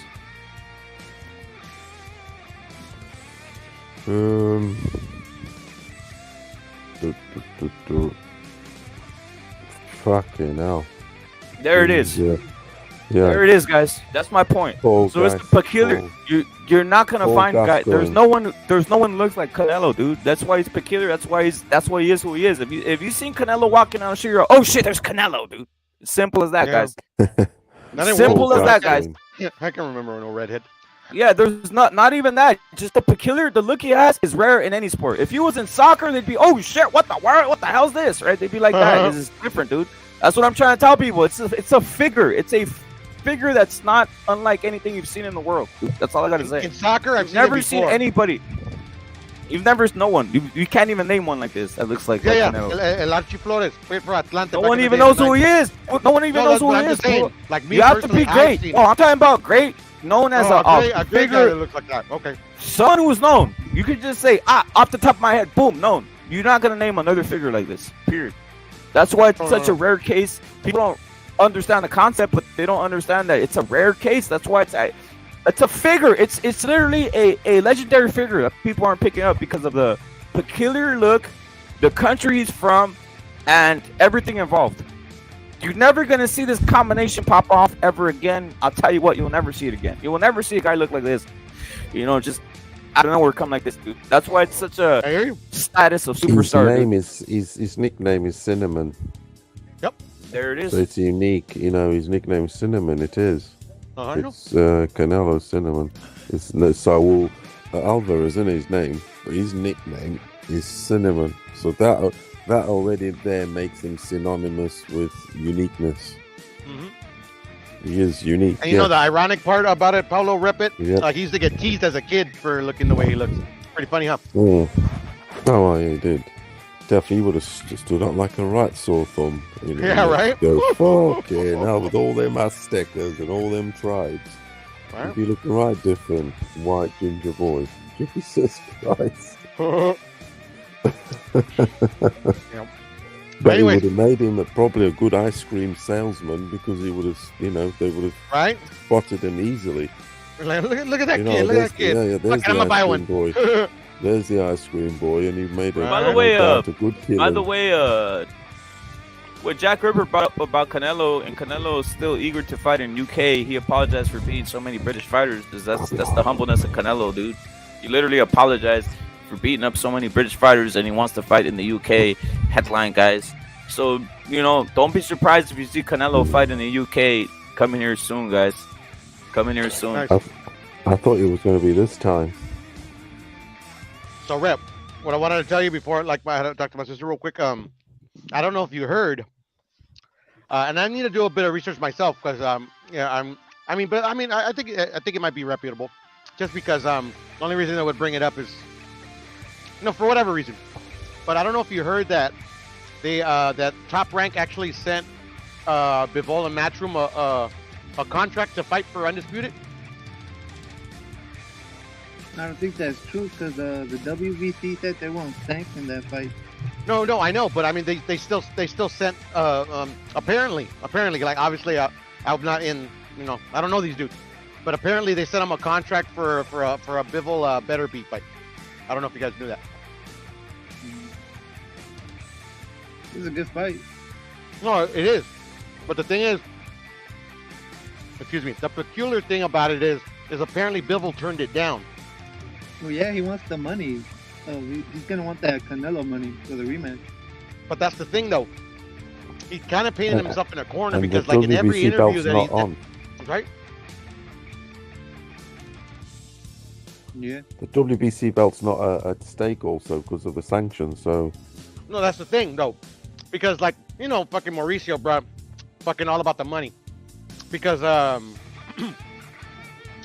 excuse me, Better Beef, like, they don't even consider him Russian and or under that fucking sanction anymore, because apparently, like, he came to them and proposed his case. He's been living in Canada for so many years. He has a Canadian passport, Canadian citizenship. So now, like, if you go to the WCBC website, it says Arthur Better Beef and it says Canadian under nationality. And, like, literally, Bivol is the only one that would, like, fall in within their restriction. Well, in this case, to fight for a WBC belt. You get what I'm saying? yeah, But at the end of the day, he he is also on added that. the cat. What happened, bro? Didn't they try to say that Bivol was from Indio, California or something like that? Well, that's the thing. Mauricio also left a little caveat, is that just like Better Beef came to them and you know, pleaded his case and, you know, and gave him all this, like, they're saying that Dimitri could do the same. Like, he could come and say, oh, I live in India, blah, blah. You know, he could plead his case and they can, like, give him an exemption from that sanction. But apparently, like, the Bivol hasn't came to them as of like a couple days ago. I don't think they'll take the fight. I think they'll take the Canelo fight before, you know, because they don't want to fuck up the payday. No, and that's facts. But at the end of the day, like, Bivol doesn't, like, call his own shots. Like, he's gonna do what Eddie says. You know, if Eddie says you're fighting Canelo, you're gonna fight Canelo. If Eddie says you're gonna fight, you know, Better Beef, you're gonna fight Better Beef. But at the end of the day, you know, I'm gonna do a little bit more research. But I'm pretty sure it's pretty accurate. I'm from the source that I got it from. Like, literally, he painted himself in a corner. After the rematch, that's the only way I see it happening. No, I hear you, but the thing is that Bivol has been on a bunch of channels and a bunch of, like, news outlets saying that, like, he doesn't want to fight Canelo anymore. He already beat him, but if he, what he will be willing to do is to go down to 168 and fight Canelo for his titles, because it gives him, like, some incentive to fight him again. But at the end of the day, and then before that, like, he's saying, like, for him, it's he's trying to go for legacy and all that bullshit, which I've never heard him say until, like, recently, until he beat Canelo. But he's saying that, like, yeah, it's really important for him to fucking go undisputed and stuff like that. But then they literally offered you undisputed from Top Rank and you turned it down. So at the end of the day, like, I don't know what the fuck they're thinking over there at Team Bivol, bro. But, like, literally, like, he just gave away, like, all of his leverage in any negotiations he had with Canelo, the way I see it. If Canelo was smart, he'd take him up on that offer because 168 is his optimal weight.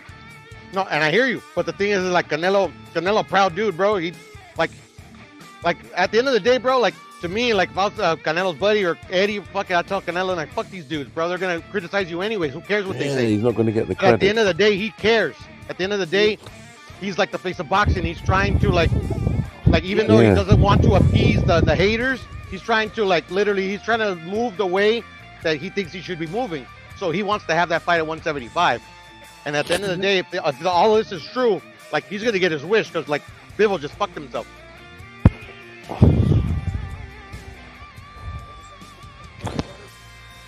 He won't get the credit at 168. He's not gonna get the credit at 175, Paulo. If he beats it at 175, he will.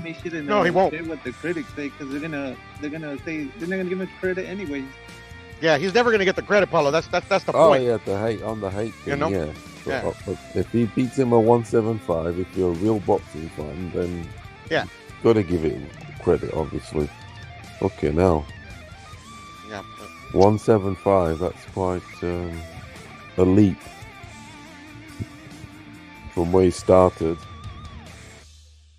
Well, since you guys are, he's won at 175 before. Wait, Furioso, you're right on point, and we got a mug, but I want to show you something, Furioso. Salute to Cesar in the chat, bro. Cesar, salute, bro. Cesar, salute to Mini 6, bro. R.I.P. Mini 6, by the way. I was gonna say something. Hold up. Let me pull it up, Furioso, because you brought up a subject that I wanted to get in. This right here, Canelo believes he was beaten up on Bivol, bro. The first 5-6 rounds. He said he was dominating. But obviously, we were watching this shit live, Furioso. Salute to Marvin. Salute, bro. Yeah, we were watching this shit live, and he gassed out. That's what I was saying. I was like, he gassed out. He gassed out. The first 6 rounds he won, though. He was like, all right, okay. Just needs to up it a little bit more. But then, if he can... Yeah, first 6 rounds, he was hanging with him. It's just, he knows it was the preparation. It really was the preparation. And even Canelo on 50%, he managed to only just get beat to 7-5. Exactly. Yeah. So if you talk to these fucking idiots, bro, he got blown out. If a 50% guy gets beat 7-5, then I mean 100%, you know, with the right better, you know, different approach or whatever, you can win that shit. Of course you can. How's it going? How's it going, guys? What's up, Amok? My bad. Go ahead. Saludos. No, I was just gonna say real quick. I agree with Puro. If they bring down Bivol to 168, they're not gonna give him the credit. He brought up Triple G to 168, and they didn't give him credit. Nope. They're not gonna give him credit anyway. They're just gonna move the goalposts and say we're not. Exactly, bro. Fuck.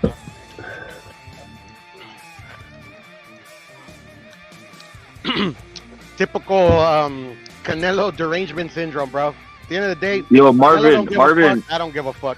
So Marvin already bought the pay-per-view, bro. Marvin, salute, bro. Marvin's excited. Salute to Marvin, bro. That's the whole thing, guys. It's exciting. The pageantry will be exciting. We got telekinesis. We got a mug. What are you cooking up for this day tomorrow? And do you celebrate today, or do you run it, or do you run anything? Obviously, you always watch your health, bro. So salute to Amok, who always watches his health.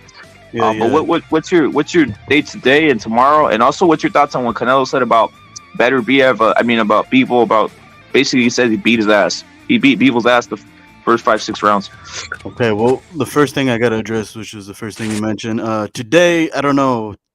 Today we're thinking about making tostadas with chicken, you know. Tomorrow, obviously the fight. We're thinking of making carne asada, ranchera, and ribs. Maybe you know what are the special chorizo that you make when you throw it in the barbecue? Because there's a specific kind. Because the other kind, it burns up. The Mexican one is the more like a breakfast one, right? Where we mix it with eggs and shit. Yeah, that type of one. Yeah, there's a special one because you can't just throw any of them in the grill. It'll start shrinking, and then it'll start putting the flames on the grill like really high and stuff. I forgot which one. Or something like that. Yeah, something like that. I can't remember. It's a specific chorizo. So we're gonna have that, and then I'll throw in the cebolla and a bunch of other things. Maybe some the corn on the cob or whatever they call it in Spanish. You know what I'm talking about? Yeah, the elote or whatever. Los lotes, pero the sweet ones. Shit, like I forgot what it's called myself. Yeah, you know what I'm talking about. Yeah, I know what you're talking about though. Yeah, for sure. So yeah. Dope. Maybe have some flan as well, some homemade flan. Cool. Not a big flan fan myself, bro, but I mean, like. I like that. I like flan, bro. Popular, I do like flan, bro. I do like it. Hey, telekinesis. Also break down the fight among the what you said about Bivol. Obviously this is the Ryder thing, but let's get into the Bivol thing real quick. Just before you get into how Ryder the weigh-in looked, because I have it up already. So, what's your thoughts on what he said about him beating up on Bivol for 5 to 6? 5-6 rounds. What did he say exactly? I think I'm better than Bivol. First 5 rounds, 6 rounds, I'm dominating the fight. Yeah, I mean, I might be the contrarian. If it's at 175, I think it's too much excessive weight for Canelo. If I'm gonna be honest, I think 168 would be more of a fair fight because he won't have to put excessive mass when he fights the Bivol. So I think 168 would be more of a fair fight for both of them in the fight at. I don't think you're being a contrarian either, Amaka. A lot of people say what you say. Yeah, some people, but I don't know. I'd probably give the edge on Canelo because he's more accustomed to the weight class. So you never know. At the end of it, it's about results. He could say and she could say, but it's what happens. And I favor Canelo in the 168 rematch if it were to happen. And I think it should happen at 168. What's your thoughts on it, telekinesis? Salute to Don Ramon Champ in the chat. Also a passive salute, bro. So passive salute. What's your thoughts, telekinesis, on some of the face-off and also this statement by Canelo where he says that he basically was beaten up on Bivol for 5 to 6 and he thinks he's gonna dominate him in the next fight? Is what his assessment. Well, I mean, they're both ready to go. I mean, I think they're both ready for war. Personally, everybody has Canelo winning, and but Ryder is a pretty decent inside fighter. He's not necessarily the best of all time, but if he shows enough heart, I can see him making it a good fight. The Canelo's gonna beat him down. Now on the second point, I would say Bivol. It's not gonna happen at 68. Canelo and his camp has already came out and stated that the fight is going to happen. The second fight's going to happen at 75 because in the terms of the contract, it was in reference to Bivol's Bivol's belt at 75. So I should probably just leave it at that. Well put. I agree. Yo, what did you see the face off or not? Telekinesis. I saw a little bit of it. Because I had to, once the face off came, I had to hop off of the stream that I was watching, and but from what I saw, they both looked like they were zoned in.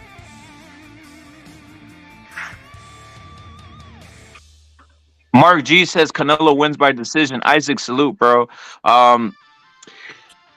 The thing about this fight, telekinesis, will you be doing anything tomorrow to watch this? Are you watching this by yourself? Are you watching this with others? What's your thoughts on this fight tomorrow? Well, I'm gonna watch this fight alone because I live in a house alone, and that's the way I do it. Yeah. And Oh, yeah, I think that Canelo and Ryder's just going to be a war. And, of course, I expect Canelo to come away with the victory, of course. Yep, he's got the chin. I mean, Ryder's knockout happened against a guy that was really not that very good. And majority of his fights, the majority of his losses are by decision. So some of them are robberies. I mean, yeah, some of them are robberies. A lot of them are robberies. So I wouldn't be don't be surprised, guys, if this turns into a war. I'm just saying. I wouldn't mind seeing that. I wouldn't mind seeing that. They don't call him. They don't call him the gorilla for no reason. Yeah, I agree with Fact, that. you're talking It's a lot gonna of be a sense fucking war. because Ryder has been robbed because he's always been the unfancied guy in England. He hasn't been a face here. No way has he been a face. Yeah, that fight he fought when he was Smith, right? When he fought Smith. Yeah. I didn't think he lost to Smith. I honestly thought he won that fight. Yeah, against Smith, he was the D side, let alone the B side. Yeah. Smith had to win because it was the guy who's, he's part of the Smith brothers and all that. They got a lot of clout there, that family over here. They're like the Canelos over here, so to speak. There's a load of brothers, they all box, etc., etc. Do you get me?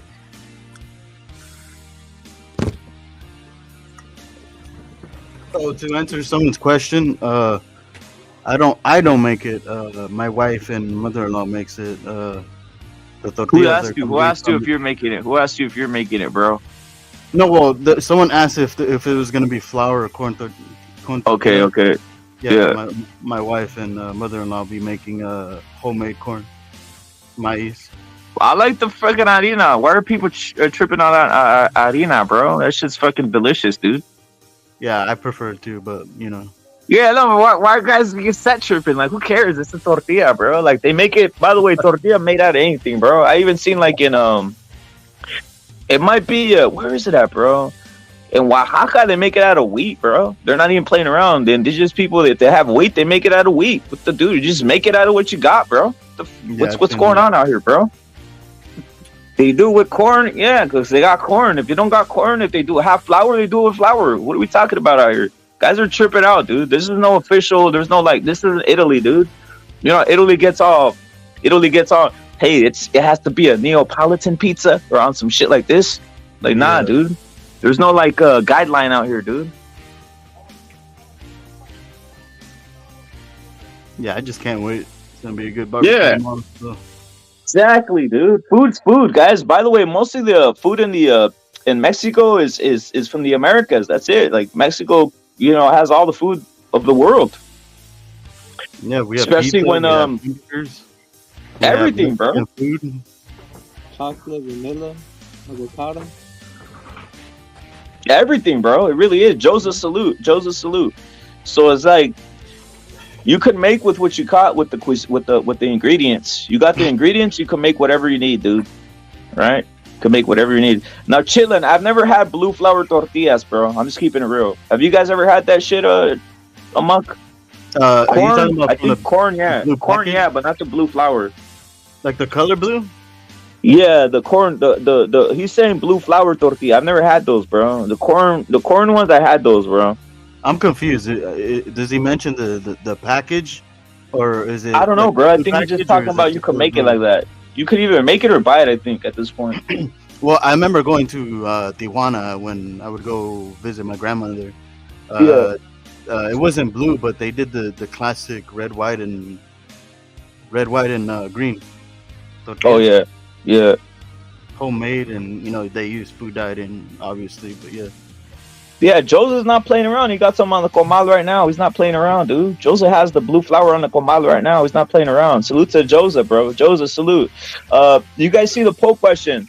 The poll question is easy. Ryder, Canelo. Right now, it's high percentage Canelo. I think people are underestimating John Ryder, guys. I really do. Southpaw, bigger man, more reach in a sense, game fighter. What's a game fighter? I've never seen him been overwhelmed. Have you guys seen? Have you guys ever seen Ryder overwhelmed in any fight that he's ever fought? Yes, just one time. Just one time. Break it down. Break it down. I think it was the Blackwell. Was it Blackwell fight? I'm trying to think here. It was like the guy's like a can now. I'll say you that. But it was early in his career. But you know, people learn in this sport. You have to humble yourself and move on. And you know, Ryder has, of course, had questionable losses since then. So facts, bro.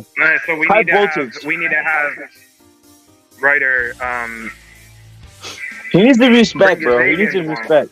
Yo, Tucking, someone in the chat is saying that no one's heard about Ryder. Well, let me say something. They don't. Oh, go ahead. I was gonna say something before telekinesis goes in. High voltage salute. He's talking about oatmeal tortillas. I never had that, but salute to Voco. Salute to Don Ramon Champ, bro. But go in telekinesis. But go in Furioso. What were you gonna say real quick? Another fight he got robbed with was Rocky against Rocky Fielding. Lost on a split decision. Now everybody knows Rocky Fielding was in bed with Eddie Hearn. Rocky Fielding is a shit house.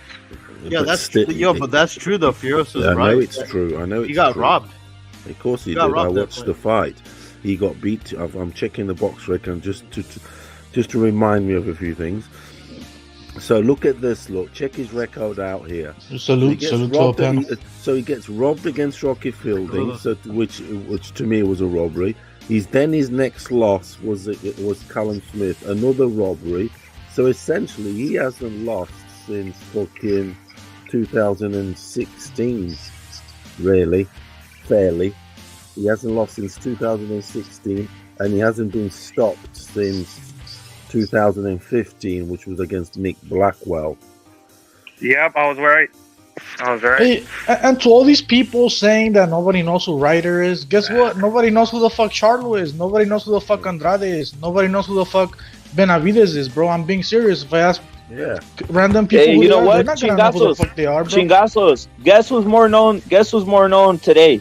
Now, just because he's fighting Canelo, is more known. Ryder's more known than these clowns. Ryder's more known than Crawford and Spence. Just from today, dude.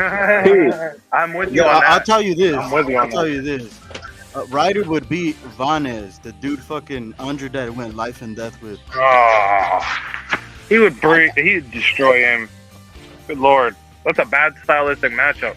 And I know this shit, bro, because I tried to talk to casuals about boxing, and if I bring these names up, they're not gonna know who they are, bro. And that's what I base my shit on, bro. And I'm not just fucking talking. And even look at the Charlo numbers, look at the Andrade numbers. Nobody cares about them, bro. That's the bottom line. That's why they're cloud chasing Canelo, because they need to attach themselves to somebody that's relevant, so people start getting to know who they are, bro. One of their black fighters, that's what it is. I'm with what Teofimo said about ESPN. I'm with what Teofimo said about ESPN. 110%. Yeah, man. Yeah, and about Canelo not getting credit if he fights on Bivol at 168. Guess what? Canelo has never gotten credit for anything. When he beat Triple G the first time, it was a draw, right? They were calling it a robbery. The second time they called it a robbery. The third one they said he was too old. When he beat Mosley, they said he was too old. Lara, they called it a robbery. I could go on and on, bro. Jacobs, they were calling that shit a cherry pick. Bivol, they called that shit a cherry pick. Plant, they called that shit a shit. Canelo's never getting credit. He could be Bivol at 175 or 168. They're not gonna give him any credit, bro. They already made up their mind that they hate Canelo, and that's all that matters, bro, to them. So I don't give a shit if they give him credit or not, bro. They're not going to. I already know that, bro. Based on that trajectory, like I've been following Canelo for like 10, 50, like 12 type of years, bro, and he's never really gotten the credit, bro. So why would anything change all of a sudden? You get me? And credit from who? Credit from who? By the way, Chingas was right. Like why do I want justification from basically Crip channels or Crip media? You know like, who I'm talking about? People like yeah. Julio Alcantar, these people on the shadow we saying that are talking shit about Canelo. People maybe like Shadow Ban, all these fucking Canelo haters that all they do is talk shit about Canelo, bro. And when Canelo retires, I don't know who they're gonna talk shit about, bro, because there's nothing coming down the fucking pipeline, bro, that's ever gonna reach that that status. And what I mean by that is we have Canelo with the 11 world titles. Who else is gonna do that shit anytime soon? 62 fights already, bro, and they're not even counting like 10 of them that he fought in Mexico. They're not registered. And what other metric? He already beat 19 world champions. 20 if you actually count Trout. I count Trout, so with Trout it's 20, bro. You get me? So who else is doing it like him, bro? Nobody, bro. So, and nobody coming down the pipe is doing it that way either, bro. Hey, Canelo brings in the money. Chingazos, what's your thoughts on the face-off? What'd you see in the face-off, bro? I saw I saw Ryder actually. He was nervous, and then when the face-off came, he kind of like became stoic, and he kind of like regained his form. But when was seeing the pageantry, I did see a little nerves in him, bro. To tell you the truth, bro, I didn't see it, bro. I had some shit to do earlier, so I didn't get to it. I'll probably watch it later on today or something. But good thing. I can't take too much from it, bro, because Chingazos, there it is, right there, right. It's right here, right in front of you, right here, bro. Right there, bro. Straight up, right there. Stoic. No games being played, bro. There's not much to take from it, bro. They both look relaxed. They both look like they're ready for war. They both prepared. Mm-hmm. They both had a good camp. What else can I say? I expect a good fight with obviously Canelo coming on top because this is Canelo we're talking about, bro. Nobody's gonna beat him, you know, at 168 anytime soon, in my opinion. And obviously he's fighting in Guadalajara. So it's gonna take a fucking a monster. It's gonna take a bat. It's gonna take some nunchucks, any fucking weapon for Canelo to lose in Guadalajara, bro. And that's the bottom line, bro. Like he's not gonna lose in Mexico, bro. He could lose in the UK. He could lose anywhere, but not in Mexico, bro. No hometown pressure is what you're saying. Yeah, there's a different pride when you're fighting in front of your people, when you set it up, when you get me, like whatever he gets hit, he's gonna be like, hey, I'm right here with my people, this shit can't happen, you get me? Yeah. I already know. If he loses in Mexico, it's gonna be like Andres Escobar getting treated by the Colombians, man. It's gonna be very similar treatment if he loses the Ryder, I guarantee it. A lot of money's on this fight, guys. He's not winning the decision though, and he's not KOing Canelo. So how's he gonna win? There's no way. Well, things happen though. We've been surprised. I'm just saying, things happen. He can land a punch and knock him out, but I don't think that's gonna happen. He's not a big puncher. I mean, Ripper, what's your prediction? Ripper, what's your prediction then, bro? It's not that he's not a big puncher, bro. It's just that Canelo has a legendary shin because Canelo faced fucking big punchers like Triple G, like Kovalev, and they didn't do nothing to him. So it's not about the puncher. It's about his fucking resistance, punch resistance. You get me? Canelo has never been down either. You got to take that into consideration. The closest I've seen him go to going down was I think it was in the second Triple G fight, but that was more of because of fatigue, you know. But it was kind of like a slit. It looked more like a slit, man. But you know, that was like the closest I've ever seen him get to even anywhere close to even looking like he was gonna go down. So other than that, man, Canelo's been great. A great chin, a very great chin. How about his body? Do you guys think he has any weakness to the body? He seems to really have a high stamina. When it comes to if he shoots his load way too early in the fight, then he's gonna kind of slow down his punches a bit later rounds. But if he keeps it slow in the beginning of the fight, and he takes him out late, you know, that's something Canelo is really good at doing as well. So I'm interested in seeing what approach he has against John Ryder tomorrow.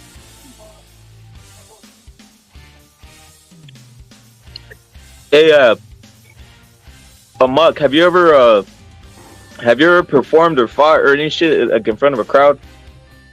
Yeah, youth. I was the teenager. How did the crowd make you feel? Honestly, I just ignored it and I just focused. Mm-hmm. Did you have a cheering section? Yeah, when we were going at it, yeah. Did anybody else ever perform in front of a crowd and have a cheering section? Yeah. Of course. Yes, unfortunately. Of course. All right. Why didn't you beat me? I was going to ask you guys something. Now, imagine having 60,000 cheering you. Now, imagine being the first time you've been in your own country fighting in a ring when you've been you've been in other countries fighting. Like, that's what Ryder's going to, like, dude, the punches are going to be harder. Everything's going to be harder that Canelo's doing, dude. It's going to be, the adrenaline's probably going to be the heaviest thing that Ryder's facing a storm, dude, is what I'm trying to say. So it's like, that's the only reason I have Canelo winning by KO, dude. Is I think it's not that obviously Ryder's a good fighter, but Canelo's just gonna be on some super Saiyan number 20 out here, bro. It's gonna be crazy. Blue rhinos. Yeah, he's gonna be on the super quesadillas, man. That's what he's gonna be, man. He's gonna destroy these motherfuckers. People underestimate Ryder. What they don't know about Ryder, bro, is he has a really good gas tank, bro. He doesn't really get tired, bro. So it's not easy, bro. Like, these motherfuckers don't understand boxing. They don't understand how the physical dimensions affect the fighter. Like, this guy's almost the size of Canelo, bro. Like, basically. And he brings it, and he has good stamina. That's why it's called Gorilla. And he's aggressive, bro. Like, this is a magnificent fight in terms of style, bro. Yeah, style wise, this is a kind of fight you want to see. This is fan friendly. Ryder has some quick hands. He's got some pop to his shots, and it should make it entertaining when they're, you know, when it's close quarters. Yeah, I'm how I like to evaluate how entertainment a fight is gonna be. I look at the style first. If I like the style, and then I look at the physical dimensions. Obviously, the name matters as well. The record. And then with this one, I like the styles, bro. So it should be an entertaining fight for everybody, bro. I'm not like most people just look at the name. Oh, I want Charlo. I want this, blah, blah, blah. No, bro, you got to look at the styles, see how they match up, and see if the fight is going to be entertaining. That's how I see it, because we're talking about time, bro. And I don't like to waste my time watching this backflip bitches, bro. I've been preaching that shit for a long time already. So this is a good fight for me, bro. In terms of entertainment, in terms of legacy, this is a mandatory, a WBO mandatory. Canelo's fulfilling his obligations as a champion, as he should. And I've been hearing a lot of people say this is just a money grab. Earlier on that chat too, and I was like, what the fuck? If it was a money grab, he'd be fighting in the damn Middle East. Yeah, that's what I told that person, Brad. If this was a money grab, then it would be happening in the UK. It would be happening in Saudi Arabia or in Las Vegas, you know, where they generate a lot of money. But it's happening in Mexico, bro, so it's not a fucking money grab. We're dealing with pesos over there. I'm not saying they're not gonna get paid a good amount of money, because it is a big event, but they're not. They're not maximizing their potential in terms of money. To maximize it, you have to go to the UK right now, bro, because they got a lot of fans right now wanting to see Canelo over there, bro. I heard some people calling it a tune-up, which I disagree. But what are your guys' thoughts on that? No, I was gonna ask you. Then I was gonna ask a question right now. Thank you. Hold on. I was gonna say something though. Here's something to what Monk is gonna say. I was gonna ask you this, Monk. Everybody on the panel. When's the last time? When's the last time a fighter fought this hard of a mandatory? Never. I'm asking. When's the last time? Anybody out there tell me? When's the last time someone fought a mandatory this hard? Chingazos. The ones that say Ryder's a bum should answer that. I can't recall, bro. Like I don't really keep track of that shit. The Super 6. From I'm asking, bring up if you guys in the chat. I saw Beeble's mandatory and they were trash, homie. I saw Beeble's mandatories were trash, guys. I'm just keeping it real. I seen Better Beat. He knocked out a couple crip bums that I never heard in my life. Some guy named Brown or something like that. I seen Crawford. He fought some guy named Evanezen or whatever the hell he was. That was a bum who was ready to lay down. That was weird. I seen Spence fighting who knows 4 or 5 lost type of fighters, dude. I've seen Haney and Shakur. Shakur fought some guy named Yoshino. Hey, bro, and when they get a decent fucking mandatory, that's nothing special either. And I'm talking about Andrade. When he got the Janibek fucking mandatory, he fucking took his stay on ran. And he ran from Janibek. Look at Spence. He had what the fuck are we talking about here, bro? Guy they made Virgil Ortiz take that fight instead. Here's the thing.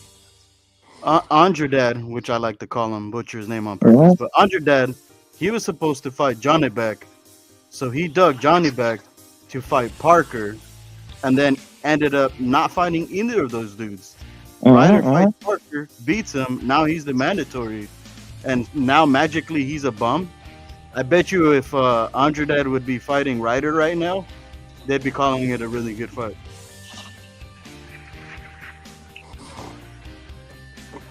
I think Ryder could beat fucking Andrade, bro, to be real with you, bro. But that's another topic.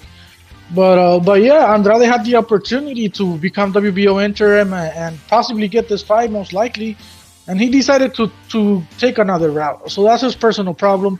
And please, motherfuckers, stop bringing up Andrade to Canelo, bro. Like, come on, bro. What are we talking about?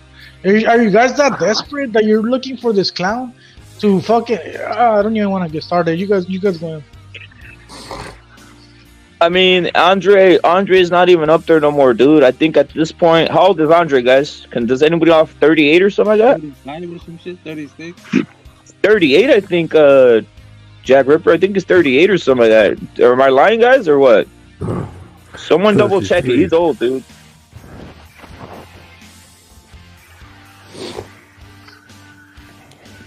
Off top of my brain, I think he's 38. I think he's about 37, 38, dude. He's an old guy already, dude. And he fought like one time a year, has 20 fights. Like, salute to Evil Green, dude. Salute to Evil Green. Chingazos, I was gonna ask you something. What's your setup, bro? You said yesterday, did you pile up? Did you pile up or anything? Knock on that saying 35. Thank you, salute. I haven't bought anything, bro. I'll go tomorrow early and shit. Get everything prepared. No doubt. But I was gonna say something, bro. What the fuck? I lost my train of thought. But yeah, I don't have it. I'm not gonna do like a carne asada or anything, bro, because I wanna be paying attention to the event and everything, bro. I don't wanna be multitasking. I'll probably go fucking get some Chinese food or something, bro. From where, bro? From where, bro? I usually get it right here by the mall, bro. You get the what's that shit called? What's that shit called over there, bro? I get the salt. Yeah, the salt pepper fish, bro. That's what I get from there, bro. From Fortune Garden, bro. The salt pepper fish. Yeah, I actually get that sometimes, bro. Yeah, it's pretty fucking good, huh? Yeah, I might get me some of that, bro. Now that you brought that, I don't know, dude. I'll see what's going on out here. Salute to Evil Green. Salute to Chitlin, Vegas. J-Rock's in. The king is back. Fuck the rest. Facts, bro. J-Rock salute, bro. Matador salute. You can't go wrong, guys. It's a celebration, and I'm gonna ask everybody on the panel: do you find it that it's peaking? Because I noticed at the start of the week, people were not too like. It's a malaise, right? You get in this malaise. You hear Canelo. Obviously, people are sick of Canelo winning, so that happens. But I'm seeing that it's peaking, guys. Carnita, salute to Pounds, bro. Yeah, that too, bro. Salute to Pounds. I'm seeing it's peaking, chingazos. I'm seeing the fight week is peaking now. Rep, and just to close this fucking Andrade Charlo shit, like, the bringing up names, the only fucking name that I want you guys to bring up to me that is like, oh, Canelo should fight this guy, is Benavides, bro. That's the only one that actually makes sense to me from 168, bro. Don't talk to me about fucking Morrell when he's fucking 9-0. Like, what the fuck are we doing here, bro? You know, only Benavides. The only bring up to me Benavides, bro. That's all. And Is that it, Benavides man? is with the PBC, so forget about that shit as well, bro. It might happen in 2024 maybe, but Benavides needs to come to the zone, bro, not the other way around.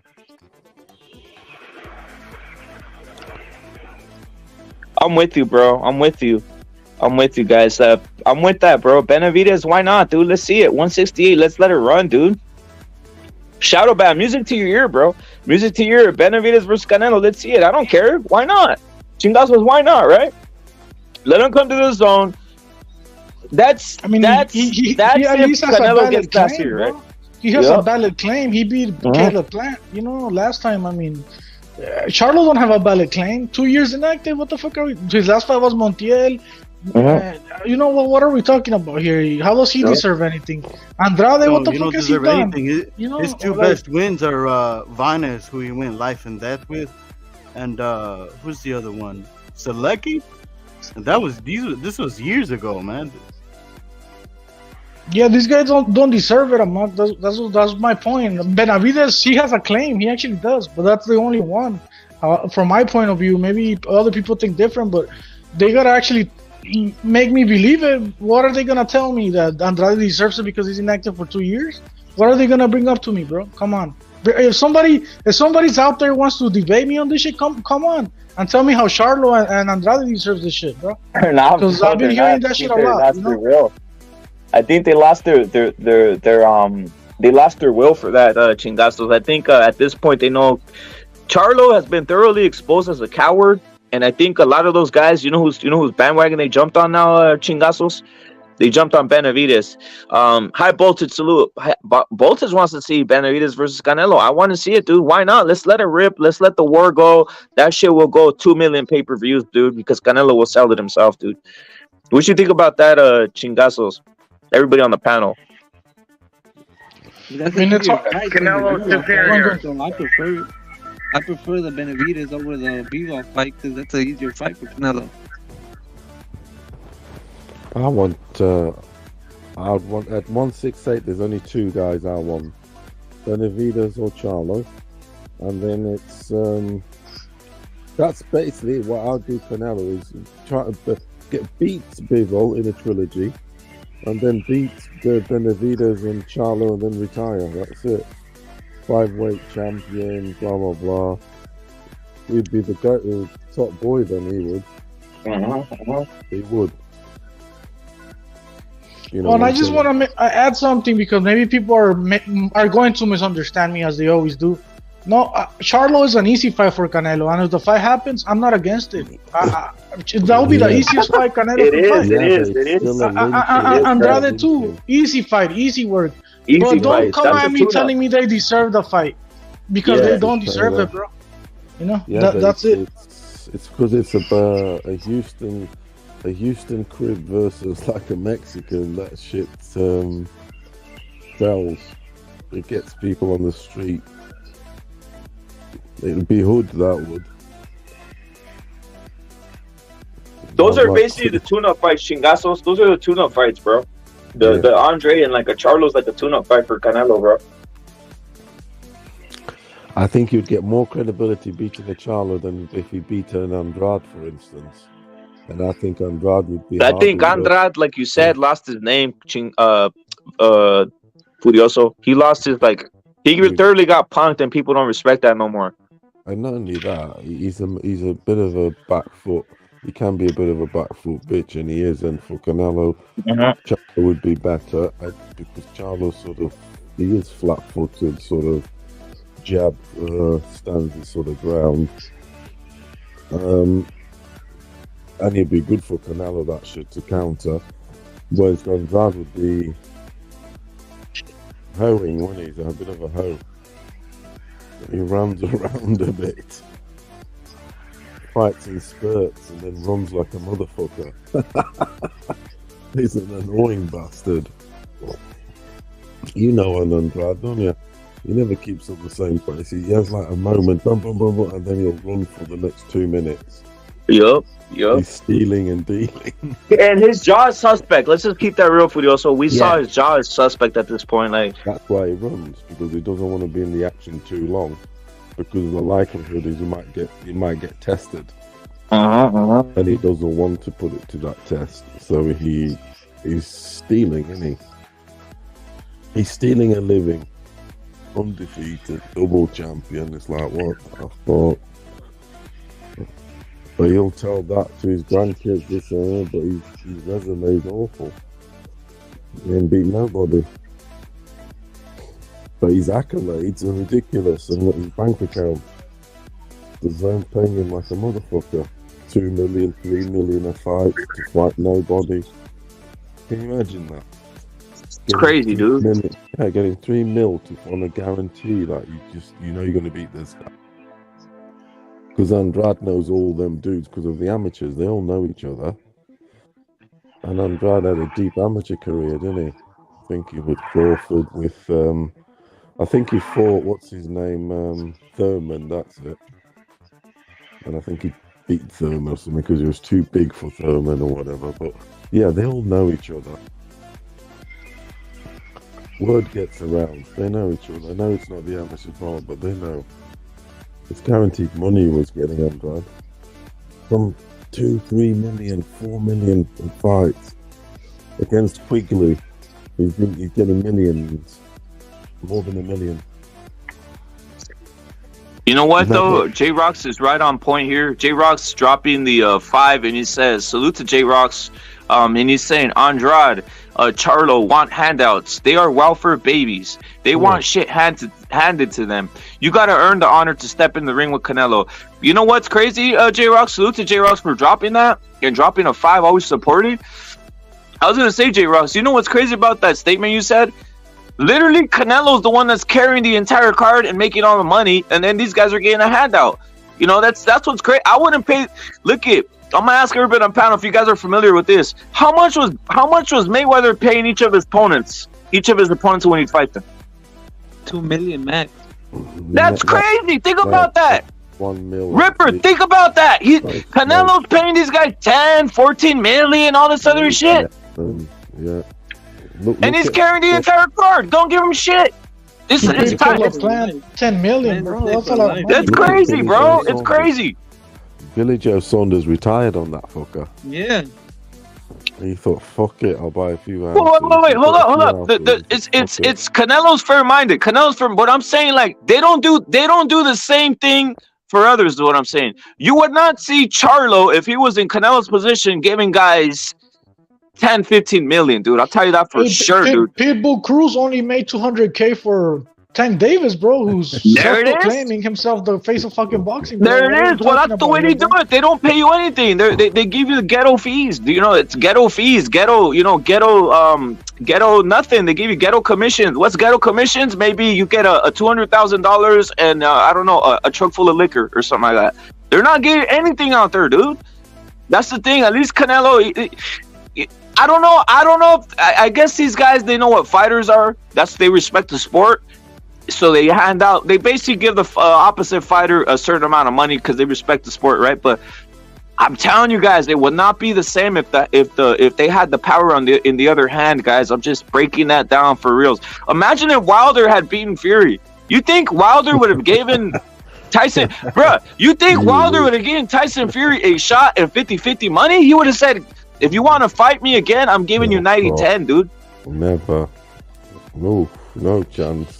But yeah, I agree with what J-Rock is saying right here, bro. These guys are looking for fucking handouts. Shout out to fucking J-Rock.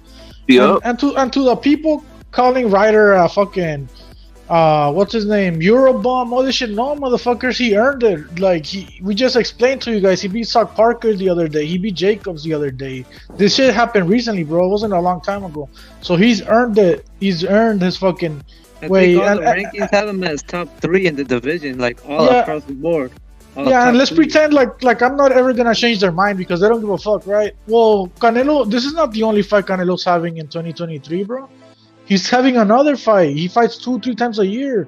So what's all this crying about? You know, like as if he only fights once a year, like most champions do. No, Canelo fights 2-3 times a year. So go cry somewhere else, you know, about this shit. That's it. Over 30 million a fight he gets. That was his Because remember when he signed that contract? He signed the contract of, I think it was 10 or 11 fights with the Zone back in the day. 400 million, I think it was, or 380. And that does equate to that. About 38, 40 million a fight. 3 fights, 110 million he made. That's what he's commanding. But going I'm gonna ask you forward- something, Furioso. Do you think that a lot of fighters don't know that their market value? That's why they do go into negotiations like this, like Canelo. I think Canelo, or do you think they're just fair to the sport? You think they're kind of like? You think Fury's just a fair? You think Fury's just a fair guy? That's why he said, "Here, have some of this money, Wilder. I'm just a fair guy. I'm a common sense man." They're not total scumbags, is what I'm asking. Is what I'm saying, right? That's what I'm assuming, because I know Fury. He's not an idiot. He's just not a total scumbag. He said, "I don't even like your bomb duster, your project dwelling piece of crap. Inventing crip ass Wilder. But I'm still gonna give you money because you're a fighting guy." For your daughter, yeah. Here for your daughter or something. Yeah. Yeah. I don't think he's that He much has of the a best cook. line in all of boxing history.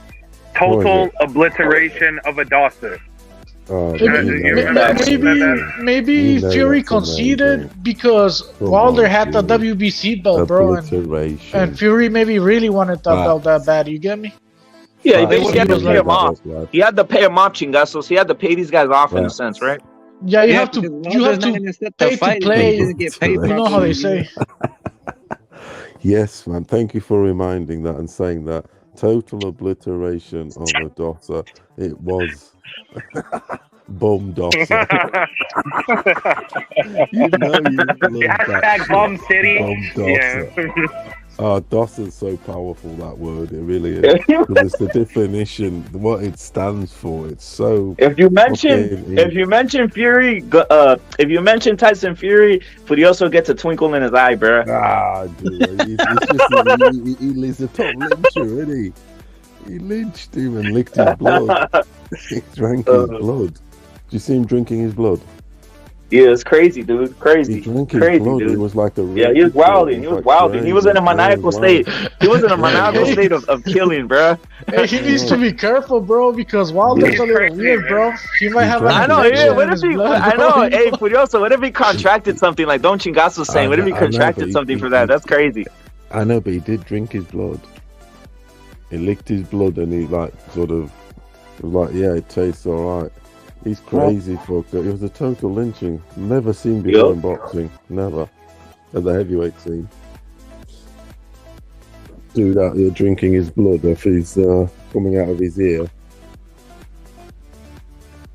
Salute to Amok for supporting. He drops a 5. Amok, your salute times a billion. Always supported since day one. Always giving me advice on the behind the scenes and shit like that. Salute to Amok. By the way, a lot of guys out here give advice, bro. Salute to Amok times a billion. Dropping a 5, bro. But yeah, dude, he basically did everything to Wilder Furioso, which was crazy. But you know what? Now I think guys need to be more financially savvy and know what they're worth. So they shouldn't be giving these guys. Fury's doing. That's why Exactly, guys. All guys need to do that. All guys need to do that at this point. It's coincidental. It's coincidental that all of a sudden, a month later, all these businesses and fucking sheikhs and all that get their wallet out. I said, okay, then, and put a price on their head. They've put 100 million on Fury's head now. So that's essentially what it is. Like 100 million on your head. That's what he's valued at. You see, he's making more money now, Fury. In 1 month, his value's gone from. He wouldn't have got 100 million off Usyk. Hey, I'm gonna go off topic for a few seconds, bro. Fucking Chucky Lozano, Italian champion. He won the Serie A. Fucking Napoli hadn't won that shit since the 90s, bro. Since Maradona. Maradona was the last person to win that championship with Napoli. I saw that, bro. I saw that. Chucky I Lozano was did watching it, bro. that, bro. So shout out to Chucky, bro. And shout out to Salaritana. Salaritana. I'm off. I gotta just veterans real quick. Saludos. Saving him. Salute to Amok. Salute to you guys, and see you guys tomorrow. No doubt. Later. No, but you're right though. Napoli won, dude. They hadn't won, and it's not Maradona's smiling from heaven and shit. Chingazos. Obviously, Chucky was he did his part, you know. And salute to Chucky, bro. But you know how yesterday we won about the numbers and about the number 33. One there being a powerful number and shit. Well, that's how long it had been since they last won it. 33. Crazy. Yeah, 1987. Look at Boston Wizard was on here yesterday, and he said, "Guys, if you guys want a super parlay this." He said, "Canelo."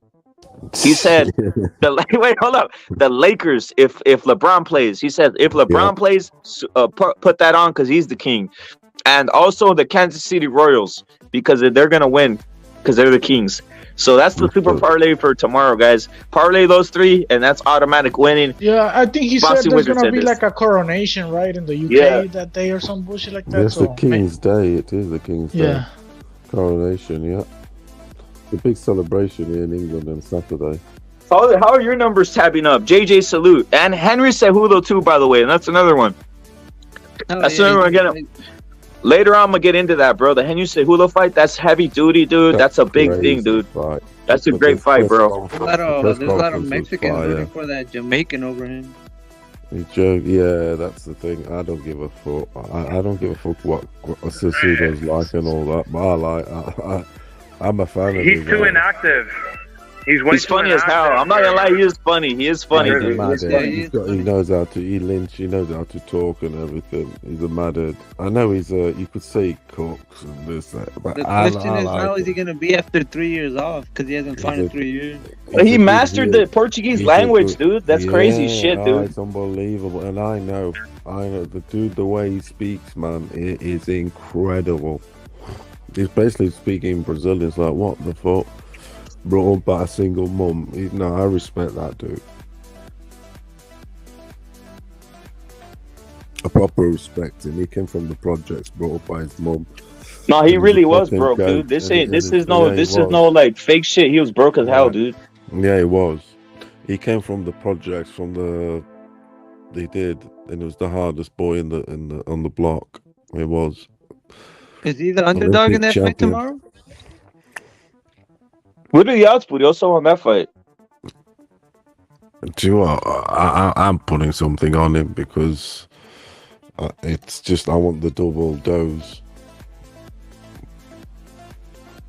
To me, it's a massive. To me, this fight, Cejudo versus Sterling, is as big as Tank Garcia in.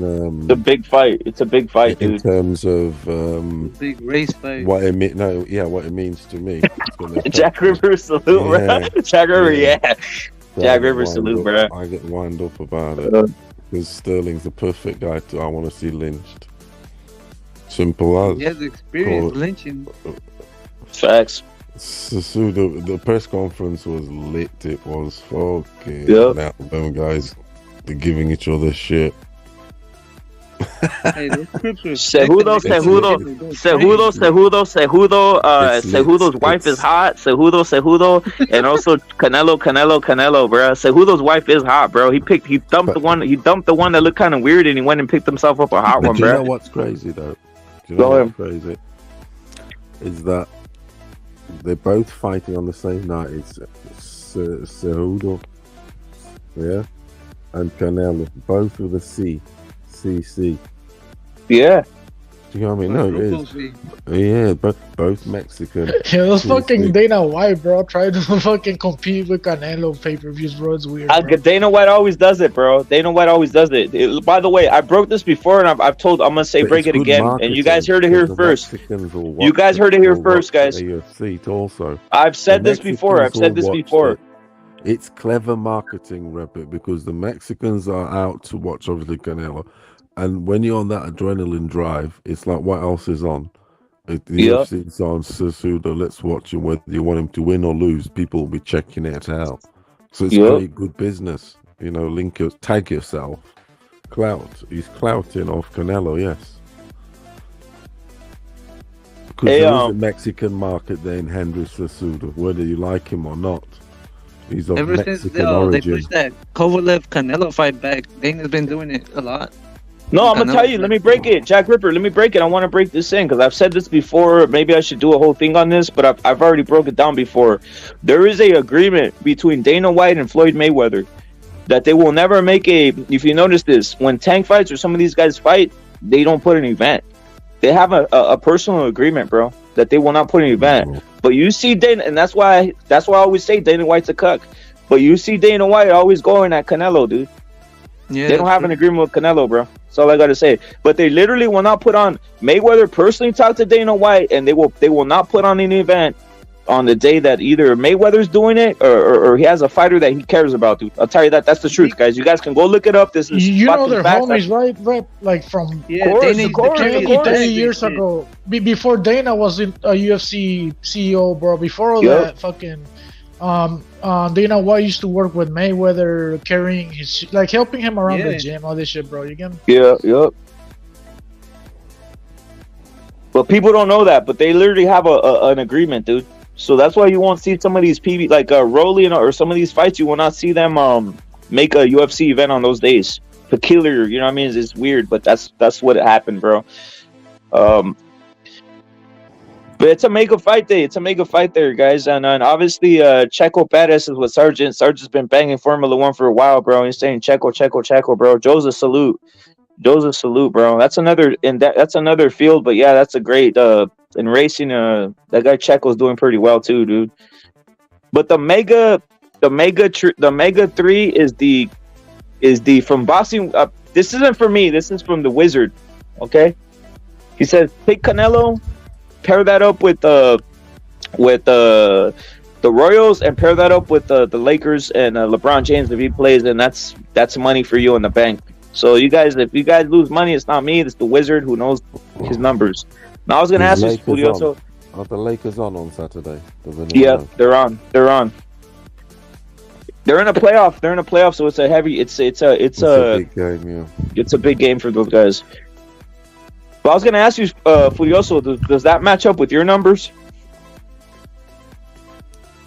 Lakers on form at the minute. Canelo to win, and what's the other one? The Royals in baseball.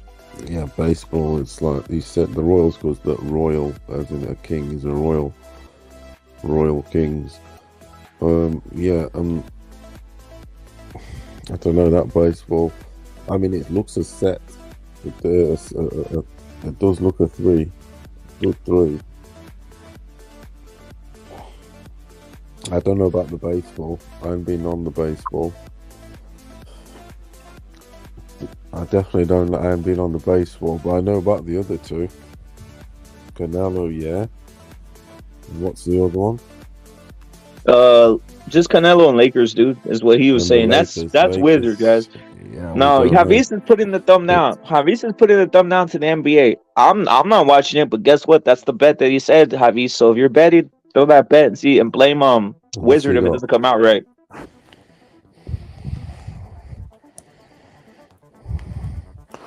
It might. I mean, it looks good. I think it's decent. It is. Lakers are they at home? Lakers. Yeah. Yeah, the Lakers they are on form at the minute. They'll win that at home. Jack Nicholson will be there front row going. He'll be there front row on some shining.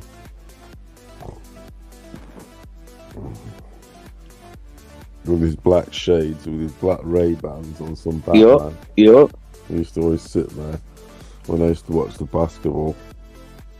Yeah, Jack Ripper is a huge basketball fan himself. Yeah. You'd always see Jack Nicholson. You'd always see Jack Nicholson at Lakers match when you at 90s, 80s, and he was the top celebrity front row. Jack Nicholson, big actor, isn't he, in America? Mm-hmm. You know, he's got loads of cred, that motherfucker. He's been Batman, he's on the Batman, he's everything, isn't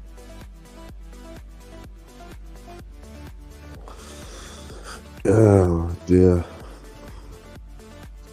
He's on his he was on his Magic Johnson. Lol. His Magic Johnson. Guys, this stream was the Canelo versus Ryder face-off, guys. Again, I'm excited for this fight, guys. The pageantry involved. I would recommend everybody to look at, guys. If you guys are gonna stream it, dude, I'll tell you what, dude, you're probably gonna miss on a lot of things. You don't wanna. If you guys bought other fights, buy this fight, dude. You know, just keep it real. Unless you guys live in Mexico. If you guys live in Mexico, guess what? You get it for free, dude. You know, you get it for free. Hey, Chingazos, are you there, bro? Yeah. Chingazos, what? Do you get it for free, bro? Do you get it? Do you use the antenna over there or no? You use the antenna and shit, or do you get it for free, bro? Yeah. Did you use the antenna? Or did you get it live? Because I remember I watched this shit, tried watching it live a couple times, and shit was like a behind, bro. Shit was like fucking. The Canelo like fights for some reason they are live. Other fights that I've seen recently weren't live, bro. So I had to stream those, but the Canelo fights are usually live for whatever reason. Maybe because it's a big fucking fight and they probably buy the right, so they're like, oh, we better make this shit live. You get me? Yeah. The B-Ball fight was live and the Triple G fight was live, and I know because I checked it with the streaming site to see if it was live. Yeah, and the last time I was watching the Triple G fight, you guys were also fucking doing this shit, like the covering it, and it was live, bro. Like I tested it. You get me? Yeah. So yeah, I'll probably watch it on the TV. I'm watching it on. What are you using? What are you using, bro? What are you using? What type of antenna setup do you got there, bro? It's just the regular antenna, the RCA, or what is it? There's I don't know, bro. You could get them anywhere, any antenna. They're nowadays all antennas are digital. They're called digital antennas, whatever. Yeah. You just connect it to the TV and on the settings, look for you go on the settings and then go. You click on the antenna and look, and then you click on look for channels. That should look for the channels and it should come out, bro. No doubt, no doubt. I'm gonna be probably watching it on the Azteca shit, bro, because obviously it's on the TV, so for free. So why not? How much did it cost you? How much did it cost you, bro? The little digital antenna. Shit, I don't know, bro. That shit was a while back, but they're not expensive, bro. Probably less than $20 to tell you the truth. No doubt. You could get them at Walmart, probably a fucking the Family Dollar, anywhere, bro. They're not hard to find, bro. Yeah, I'm gonna get that thought. I haven't watched the antenna shit like in 2-3 years, bro. 2-3 years, bro. I only use it like to watch the soccer games, bro. The Toluca games, I get them right there. The Mexico games, they always have them right there, and obviously, other obscure fights like the Picasso fights, I get them right there. About Canal 76. It happens on there too, right? I don't know. I usually go on TV. I usually go on. No, that's Box Azteca, bro. No, you don't watch Canal 76, Chingazo? What's the 66? Not really, bro. But once I went on that channel and they had like the Mexicali fights. Yeah, that's what I was saying. Yeah. But sometimes it's different programming. They don't have the TV Azteca. They just got like some Mexicali fight or something. It's something different. You get me? Yeah. Alonso salute, bro. Alonso salute. But that's where I found out who Camarón was, bro, and fucking Picasso. They had a Venado Lopez. They had him right there. They had a lot of fools interviewed on Canal 66, bro. Angel Ayala, a bunch of fighters. I found out who they are from Box Azteca, bro, to tell you the truth. Yep. That later they come to the US and they do good again. But yeah, that's where I'll be watching the fight, bro. Canelo, guys. That's all I gotta say. Ryder, Canelo, it's a big fight, dude. And look at, dude. Everybody's watching, and even guys who saying they're not watching, guess what? They're gonna keep up on round by round. You know why? Because they want to see Canelo lose. I tell you what, Chingazos. Who's the guy in boxing that people want to see lose most? I'll tell you, there's 2 to 3 guys in Furioso. You could rank them. I'm gonna rank them. 1, I got Canelo. 2, I got Fury. And number 3, I'm seeing Ryan Garcia up there as a guy that people love. They want to see him lose. They want to see him lose again, bruh. But what's your ranking, Furioso? And then you could go in Chingazos to everybody on the panel. Well, obviously it's number one Canelo, bro. They really want to see him lose, but they don't want to see him lose on a decision anymore. Want to get knocked out? Yeah, they want to see that motherfucker get knocked out, bro. Get finished, Yeah, and his career to get over. Bevo lost. They wanted more. They wanted to see him on the fucking canvas knocked out. Yeah, that's what they want. They're under the impression that once Canelo leaves, their favorite fighters are gonna get all the attention and all this shit. No, that's not gonna happen, bro. If that's what the fuck they're expecting, bro. Canelo leaves, their favorite fighters don't get any more popular. You know what I'm noticing is that a lot of the Mexicans are brainwashed by guys like David Faitelson and all these other dudes. Like they make them, they portray Canelo to the media like he's a built-up invention or something. It's crazy, bro. It's crazy. You're right. They have a lot of power, dude. They do have a lot of power still over there, dude. Because the casual Mexican fan from Mexico, that's all they watch. They're not in. They have other problems to deal with. They're not like over here. You know, we got a leisure time because we got more money. Let's keep it real. We got more money than they do over there, right? So we got leisure time to investigate shit. Over there, they was might even turn it hating on, and that's it, on bro. Chucky Lozano, bro. Faitelson, he was hating on him. He was like, "Oh, he only played 60% of the." He talks shit about Checo too. Like that guy, that Jew guy is weird as hell. Like he wants to see the Mexican fail. He said It's he not only that, played just 60% the of public the time. eats it over there, bro. No player out there is gonna play 100% of the time, bro. And every fucking game, they're gonna get substituted eventually, bro. I mean, it happens. So 60%, if you play 60% of all the potential minutes you could play on a tournament, that's a lot, bro. You contributed a lot to the fucking team, and fucking Faitelson was on some other shit. You get me? Trying to take away from Chucky Lozano. He tries to take away from Canelo. He tries to take away from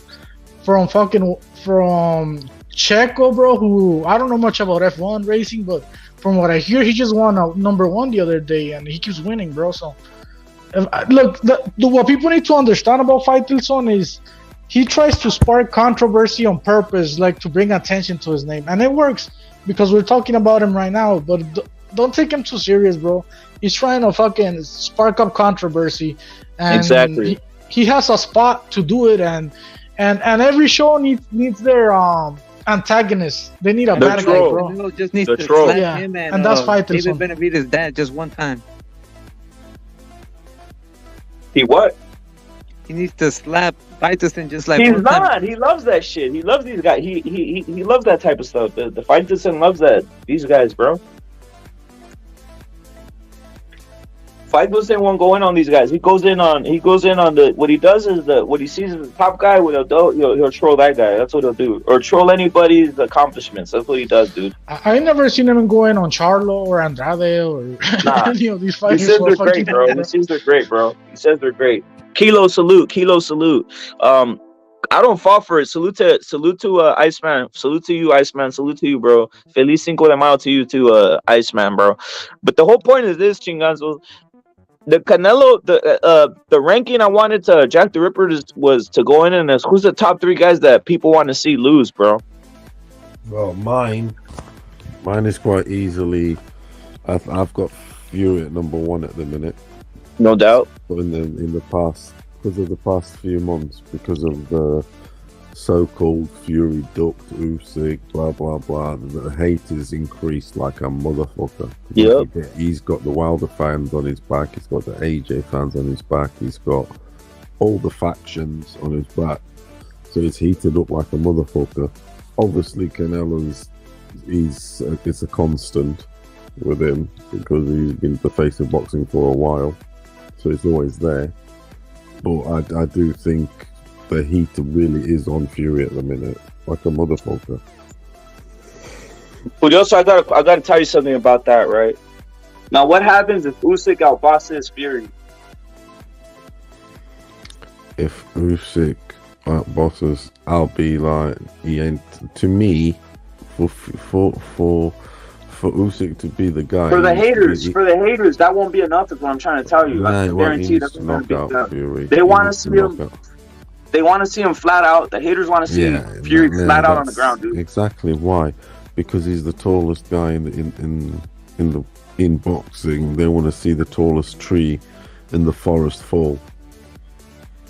They want that tree definitely to fall. They want him there, laid on the flat on the back, like it was. But then obviously he went Undertaker on you all. You saw the real Undertaker. You Americans, sorry to like put it to you like that, but you Yanks, you used to the old WWE, you know, Undertaker bullshit. You got it for real this time.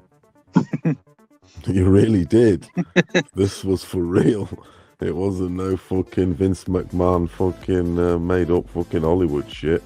I'm This was surprised the the real ref deal. didn't fucking wave it off, considering it was There wasn't PVC. 1, 2, 3. Well, no wrestling bullshit. It's crazy how it happened actually for real, and he gathered a lot of attention from the WWE fighters. Fury did, hence why he's partaked and headlined a show for the WWE in Saudi Arabia. The guy's done it all. Hey, Furioso, was that fight on Jack Ripper? Was that Cole PBC and Top Rank, and where was that fight held, bro? Yeah, I'm pretty sure it was. It was I think it was mostly PBC though. The ref was probably a little bit more or less biased, right? Who was the ref? It was a white dude, right? Yeah, it was a white dude. I'm surprised they didn't wave it off though and give it the win. I mean, that's why he didn't wave it off, dude. They kind of had him in there, dude. So it's like salute to Kilo Cortez. Furioso, you know when he got up, that ref wasn't totally biased, right? He was almost like probably the only unbiased guy in the arena. Jack Reese, was it? I think it was. Jack Reese, yeah. I think they underestimated Fury too. They got him off the couch. He hadn't fought in a couple of years. They probably thought Wilder was gonna KO him real fast or something. Yeah, they thought also he was bullshit. You know, they was a bit of a bullshit. He wasn't all that. They soon discover that's the thing about you, when you do actually get in the ring with him, and you have to deal with the enormity at the skill with the size. Because that's the thing. Very smart. He knows how to use his advantages. He leans on you and he gets tired. Them feints he does. You don't see them guys do that shit. Because they're very energy sapping over a long period of time. All that shit. That twitchy stuff. Then fucking it saps on you, that stuff. Fainting and stuff. You know it does. Look even on the games. The new games you get. When you do that, the gauge goes down and everything. Of course it does. And Fury is like a big dude. He'd be doing all that stuff, and he's got all the fucking moves of a lightweight, hasn't he? He moves like a lightweight, they say. He moves like a lightweight for a 6'9" man, and that's what's baffling. No doubt. On his back foot. Everything he can do, back foot, front foot, all that shit, krong, uppercuts, everything. You've seen it, lads. I was just looking at the card. The fight card starts earlier than normal because of how long it is. Let's go. What time, Ripper? What time does it start, bro? Salute to Eddie Guap, bro. 4 p.m. your time, Rabbit. What side are you on, Jack Ripper? Salute to Jack Ripper, bro. You know, coming on here. I'm from Texas. Jack Ripper, Texas. Oh, salute, bro. Yeah. Jack Ripper was legendary, bro. In the chat, bro, with the legendary avatar, bro. That shit's funny, bro. What part of Texas? If you don't mind, Jack Ripper, Houston. You can say Houston. Oh shit, how's it in Houston, Jack Ripper? Is it rough out there or what? I know people in Houston. Some people. Certain parts, yeah, but most of the time, not really. Who do you think Jack the Ripper was? Because there's loads of theories on who he might have been. A wicked fucking doctor. Hey, someone told me he was shadow banned, bro, like a couple weeks ago. He might have been a royal. Oh yeah, there's some guy who thinks I'm shadow banned. I keep telling him I'm not Honduran. No, he was talking. Furioso was talking about the real Jack the Ripper, bro. The real Jack the Ripper, from White. No, I know, but what's the Chingazo's talking about me?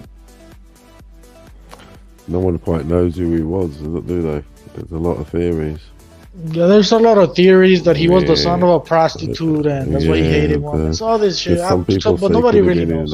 Exactly, could have been a royal. let's say, in the royal family. Could have been. It's an elitist, bro. It's an elitist Furioso. It's elitist. These guys are all get all freaky and shit. They get all freaky and they start getting into weird things, dude, like that. Freaky deaky. They were coaching some shit up, weren't they? Yep. Right then. So what we got then? Ripper. I was gonna ask Ripper. Houston, over there, the scene, Ripper. Are there any like what's the outlook when Canelo fights over there, bro?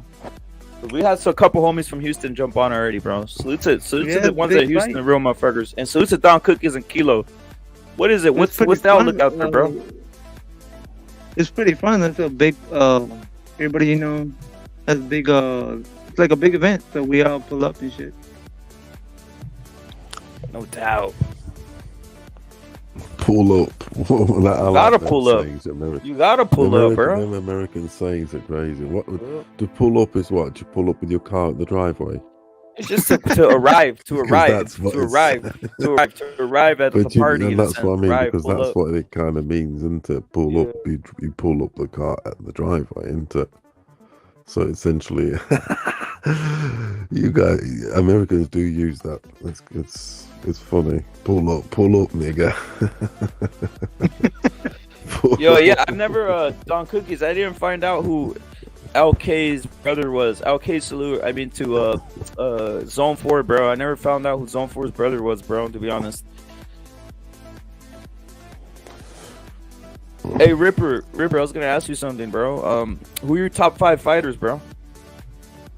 We got Canelo number 1, Fury number 2. Who else do we have? I give Usyk. I don't really like Usyk that much, but I'll give him his props because he moved up from cruiserweight, and then he got all the belts. He lynched Joshua twice. He's good. He is good, but he just got 3. No KO. He's just not KO doing. He can't KO. When did he last KO someone? No one. I can't remember. He didn't really go for the KO though. I know, but it's like fucking hell. Is that what you want? A ballerina? The thing I don't like about Usyk is that all the Tyson Fury haters get behind him. Like they're hipsters and shit. I know that. They desperately want him to beat up Fury. I like him as a boxer, but the thing is, he is a ballet boxer. He ain't. I don't know. He's got a style, hasn't he? He's got that style, and he's gonna move your ass around with his. I probably got that jab, the Japanese guy. Loads of feints. Inui. Yeah, him. I'm pretty sure he's gonna lynch Fulton. Great choice. And number 5, I'm gonna put Laura, even though he's kind of crude, because he always goes for Lara's an animal, dude. He's a beast. Did you see his interview? I think it was Un Round Mas. Did you see his interview or no? No, I didn't watch it. What did he say? Bro, he just says he says that he has a lot of ambition, dude.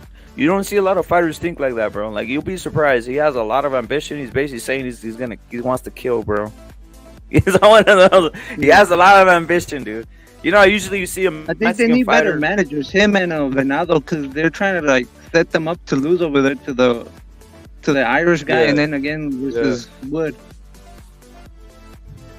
They got to get the KO though, Yeah, that's all they have to Yeah, fight, but the thing is, they really don't have much of a choice. What I mean by this is, these guys, Venado, obviously he wants money. Lara does too. Yeah. And for whatever it is, bro, over there in the UK, and Furioso will tell you, bro, they pay for the fucking boxing. Yeah, they go watch the fights. So to maximize profits, they need to go fight over there, bro. Like, I don't like it that much, but I also understand the business side of it. You get me? I think Top Rank does a terrible job. You know how we always... too, but that's the problem, though. Look at Torres. They're marketing Torres like he's a goofy white country guy. Bro, thank you for saying that. They market him like he's some goofy character, bro. Yeah, he's not like that. What the hell's going on? Dude, they market these other guys like they're some tough guys, bro. Like, I don't like that. Salute to Cookies on the panel, bro. Again, then you have I'm gonna bring this shit up again, bro, because with the Jason mask, we're letting Chicanos and Mexican fans off the hook, bro, because they could show support for a lot of different things, but they don't want to show support for champions. That's the truth, bro. You know, and a Hey, I lot was of these gonna. dudes. If you're in the chat and you're not fucking buying Canelo's fight, bro, I don't fucking even know what to tell you, dude. Because if Canelo fights, I did the math, bro. If Canelo fights 2 times per year, that equates to fucking $2 a day. So pretend you're at your job buying a fucking monster. That's basically Canelo's. You know, to support Canelo, all you have to do is give $2 a day, dude. If you don't have that shit, if you don't find it in your mind to do that shit, I don't even fucking know, bro. You must be fucking retarded at that point. I don't fucking know what to tell you. I was gonna say something. Because you're supporting Mexican boxing. You know, that's the only way that, you know, you want fair fights, you want shit to, like, I had to talk to Achilles, right? Versus Aldog. He's all like, oh, you know, the only fair fights is between like Mexicans and Europeans, right? Because they don't fucking do all these crazy ass most of the stipulations or shit like that's not fair, right? They fight straight up. Like when Navarrete fought Wilson was straight up. When fucking Venado fought that other guy was straight up. When fucking Lara fought what was his name? Wood, it was straight up, right? But that's only because fucking Mexicans are like that. They'll fight straight up. And how else are you supposed to get it like that? By supporting fucking Mexican boxing. That's it. If you don't support Mexican boxing, then you're gonna get a basically a fabrication. You know? So I don't know what else to tell you. That's my breakdown. I was gonna piggyback off what you were saying because I was gonna say something to that extent before you jumped on, bro. Because you were talking about Lara, right? Yeah. No, Jack Ripper brought up Lara. We're talking about Lara, chingazos. Check this out. Over there in Mexico, they get the fights for free. That's why they don't care to pay for Lara, dude. That's why they're not making fights for Lara. That's why the last time you saw Jaime when he fought, he was fighting in like a small, like a little thing. It was like weird, right? Because they're spoiled over there. They get all the fights for free. And guess what? When they say, hey, pay for this, I don't know if they would. Over here, we pay for all that shit, dude. So I just gotta, Canelo, salute to Canelo, salute to everybody. But we're basically the ones supporting boxing at this level, dude. To be honest, ourselves in the United States, the ones that are we're the most hated Mexicans, bro. Let's just keep. We're the ones supporting the sport, dude. Fuck, if Canelo didn't have us to put a shitload of money, where the fuck would he be at? I mean, I'm not gonna talk shit so much about Mexico because Mexico is, it's not like fucking Nigeria or some shit where they fucking have a low GDP, where they have a low GDP or some shit. But yeah. I mean, it is different, between like the support, obviously the gates that Mexican Americans can support, Yeah. Well, the point is because we support it, we have the time and money. But all we're saying is this. All I'm saying is this. They're spoiled. They get it for free. I would like it for free. It's amazing, right? But the point is this: that with that comes a fighter like Lara having to go to the UK because in the country itself they're not used to paying for shit like that, dude. You see what I'm saying? So they're not gonna support him. Boxing wasn't always free though, bro, in Mexico, and when it wasn't free, it wasn't getting much attention, bro, because nobody was giving a fuck about it that much. To tell you the truth, because they didn't know about it that much because they're not getting it for free, and they're not gonna be paying fucking $80 for it, bro. You get me? When it's a different economy out there, and I'm not saying that everybody in Mexico's poor. No, there's a lot of people with money in Mexico that could buy the fights. I remember my uncle from Mexico used to buy the Mike Tyson fights when I was a kid. Whatever. Go ahead. My point is, having it free on TV over there, it actually helps the sport because it makes these poor kids want to be like, oh, I'm seeing boxing, I know what it's all about, I want to go to a boxing gym, and be like these guys. You get me? But it does affect the lower tier. It does affect the lower tier. Not even lower tier. You get my point. Like guys that are starting with the root, like a Lara, he has to go to another country to basically make the money that is necessary, right? It really is like that. These guys have to go on a mission in a sense. Cookies, did you see the face off, bro?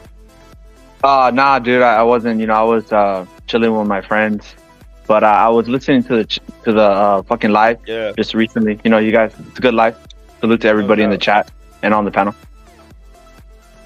Look it, dude. It might be overwhelming. I'll break it down for you. I saw a Ryder. He looked kind of overwhelmed by the presence of the mariachi, everything, the thing. But when it came to the face off, he turned it up, dude. So looks like Ryder's game. And by the way, I'm gonna ask you, Cookies. When's the last time anybody fought a mandatory this hard, dude, that you can think of, like a Mando this hard, a guy with this much ability? Eric, salute. I don't even fucking know, dude. But I do know that it's fucking like I heard Chingazo talking about it. Like this is the level of a fucking mandatory that Canelo fights. Like a third ranked opponent, a guy that has good scalps under his resume. It's like, what the fuck? And people that were saying like that he has fought no one recently. He did beat fucking Jacobs, you know. So it's like, what's going on? You know, how come there's different standards when it comes to Canelo and other fighters? So it doesn't really make sense. But as I always said, nothing's gonna make sense when you're just fucking hating on Canelo or you're not wanting to give him credit, right? Because at this point, if you're not fucking giving Canelo credit, then it's for another reason. You're not talking about boxing anymore. Straight up racism, bro. For real. Yep. Hey, you know what's crazy? The more you fight, the more of an the odds are that you'll lose. And Canelo's literally fighting a shitload, and then the opponents are difficult, dude. You know, let's just keep that real. Guys always say, hey, you fight this guy, you fight that guy. No, if you're fighting one to, think what was the list? Someone put out a list. I think it was a Chingazos or something. Put on a list of these guys on the PBC, like a Earl Spence, a Charlo, or these guys. They all never even fight like one or two times a year. They're all shelved. Like, of course you're gonna be undefeated when you're never fighting. Of course you're gonna be undefeated like Andre when you're never fighting, dude. Like, this is insane. You know, what's worse is they have them on the pound for pound list, even though they don't fucking fight. Yeah, that pound for pound list is fucking stupid because Spence has been a weight bully his entire career. Has never even fucking left the division. How the fuck could he even be on a pound for pound list? He has 4 fights in 5 years.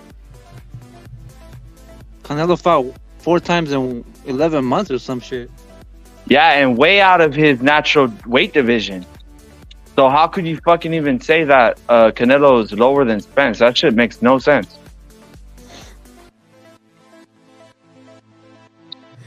These guys are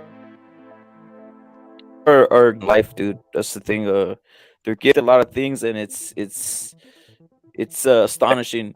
But I was gonna ask all you, the affirmative action shit, you know. It is. They have to fucking basically get handouts, and the thing is that if they don't get the handout, they cry. The strongest card that they have is that you're a racist, you know. Facts. You say you're a racist to like a corporate cuck, you know, a white person, and they're almost crying, bro. Like, oh no, I'm not. I'm not a racist. Not a racist. Hey, Here, have millions of dollars. I'm gonna put up like Disney and Netflix. They have like a whole bunch of series, right, where they know that they're not gonna make money, bro. Where they know it's not gonna be successful, but they're on some like, oh, hey, we gotta do this because you know we don't want to be seen as racist. They weaponize the word racism for their benefit. But it's like the WNBA. Like the WNBA, it doesn't even turn a profit, but they're like on some like, oh, you know, we gotta support them, or else, you know, we're gonna be seen as sexist or whatever, right? Canceled. That's what it is. Yeah. They're afraid to get canceled. Do now though. Just try to weaponize that word for our benefit as well. Facts, bro. Hey, Neo, salute. It's an offering. It's an offering. No, do, bro. I don't think so, like because I've already broke it down that type of mindset it has detrimental effects on a society. Because that mindset is the reason why, like, say for instance, you'll say, oh, everything's against me. I have this, I have that. So it's a victimhood mindset that would bring negative effects to the people, you know. So if you know, I like, you know, everybody likes, you know, like how it says, no pain, no gain, right? So that's been the mantra for how Mexico was built in the beginning. Hey, I was gonna ask Ripper, is Houston already taken over? Or no, Ripper, is Houston taken over? Taken over what? Is it already been taken over by Mexicans or no? It's split because Houston's one of the cities with the most Crips in the fucking states, so you know. But little by little, especially with all the illegals coming every fucking day. Is there a lot of Central Americans there, bro? Is there a lot of Central Americans there? Yeah, a lot of Hondurans. Like fucking. They like coming over here for some reason. Yeah. How many have you knocked out? What's so funny, bro? I'm being serious. It's mostly we get into it mostly with the blacks here. How many of those have you knocked out, bro? How many of those you knocked out, bro? Remember when the fucking Katrina came? Yeah. There was a load of there was a load of Crip refugees that thought they were gonna take over. So, you know, you gotta lynch them. We Shit! We You heard them it, around Jack a couple Ripper. times. Jack Ripper knocked out about 20 Crips, bro. He wasn't playing around. Refugee, my ass. Katrina, my ass. Get your ass out of You my know, city. they got that mentality that they think that they're tough, like just because they're from a certain city. Yeah. So you gotta remind them. When you just hear, you know what you say, Jack Ripper. When the first thing that comes out their mouth, they don't get past bro. I don't know if you know what I mean. When they go, pop, pop, pop, pop, pop, pop, that's it. Pop, pop, pop, pop, Yeah, these fools always, Here, have some these of fools that. always try to talk like they come from a rough place, and it's usually from a fucking first world country like America. Like, oh, I live in this area, motherfucker. Go to fucking Chicali. Go to this fucking area. Let's see if you fucking survive. And that motherfucker, bro. Look what happened in Matamoros. They'll make you disappear, bro. Act like that over there, bro. Act like that hard, like you control the streets. You'll disappear, bro. Matamoros, and they got reminded. No, well, that's kind of like what I like, you know, because I don't want them to think that they could go to Mexico and be liked. No, you're gonna go to Mexico, you're gonna be in a basket. That's what I want them to think, bro. You know, let them think that. Let them think that. In a basket, bro. The way Cookies in the basket, bro. Exactly. Salute to Kilo, bro.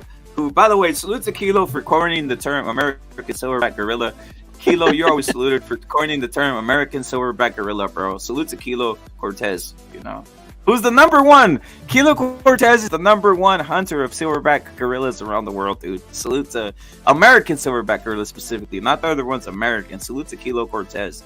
I was going to say, Cookies, are people around you excited for the Canelo fight now that's maybe a day away? Because I saw, like, previously days, I was even noticing around me, like, guys were just like, whatever. It wasn't too much buzz, but now that it's almost a day away, obviously today's Cinco de Mayo, salute to SSC times a billion. People are really getting excited, bro. They really are, dude. I don't know if it's happening around you, but around me it's happening. I don't know, Jack Ripper, what's your thoughts? But first, Cookies, what's your thoughts on this? That shit's kind of like a fucking, almost like, because again, it's kind of strategically placed during Cinco de Mayo, you know, shout out Cinco de Mayo. So it's kind of like a holiday, right? So at this point, a Canelo fight on Cinco de Mayo is like a holiday. So yeah, I had a couple friends text me and tell me about it. Hey, Canelo fighting, you know, because that's the way you gauge kind of like if things is kind of big. If your friends tell you that are not really into boxing, it's like, hey, is something happening this week or what's up? Yeah. You know, that's how I gauge it. And the only times it's happened is, you know, Ryan and then obviously Canelo. That's it. Canelo fight is like a World Cup event for us, you know. Even if you don't like him or you don't like the sport, you're gonna tune in. Even if you hate him. Well, definitely there'll be 30 million people watching in Mexico this fight, dude. That's a given. There'll be 30 million people in Mexico watching this fight. That is a given. You can't say that for any other fighter, especially in the obviously United States. No one's really gonna watch a fight like that, Jack Ripper, right? They're not gonna watch any of these guys. So there's a big difference, massive difference on the culture. Obviously, the free thing is a thing, but 30 million is a lot of human beings on that side watching the fight, dude. Huge, bro. Huge. Jack Ripper, I was gonna ask you something, bro. What's it? You said about the silverback gorillas or whatever. That's what we call it here, silverback gorillas. Is there a lot of guys in those gyms? What's the outlook in those gyms over there? I don't know if you've been to one in Houston, but is it like the 50-50 split? Because I noticed, like, I think me and Cookies debated this one time about like the sport of boxing just in that community, and especially the silverback. I mean, they're always going to be in the gym, to be honest. Are they in there? Are they over there? Are they in the gym over there? They're always in there too. but it's mostly dominated by Mexicans. Crazy, bro. I think the South is the last. Texas is the last known place where you get a lot of silverback gorillas in the boxing gym, bro. Because I think even Cookies was saying in LA that you're not even over there, right? Cookies are not in the gym over there, bro. The silverback. No, I mean, there's that's the thing about LA is like there's no Crips, or like where I grew up in the suburbs of fucking an LA suburb, basically. There's like no Crips, bro. So it's like it's even if they were, it's not even possible because they're not even here.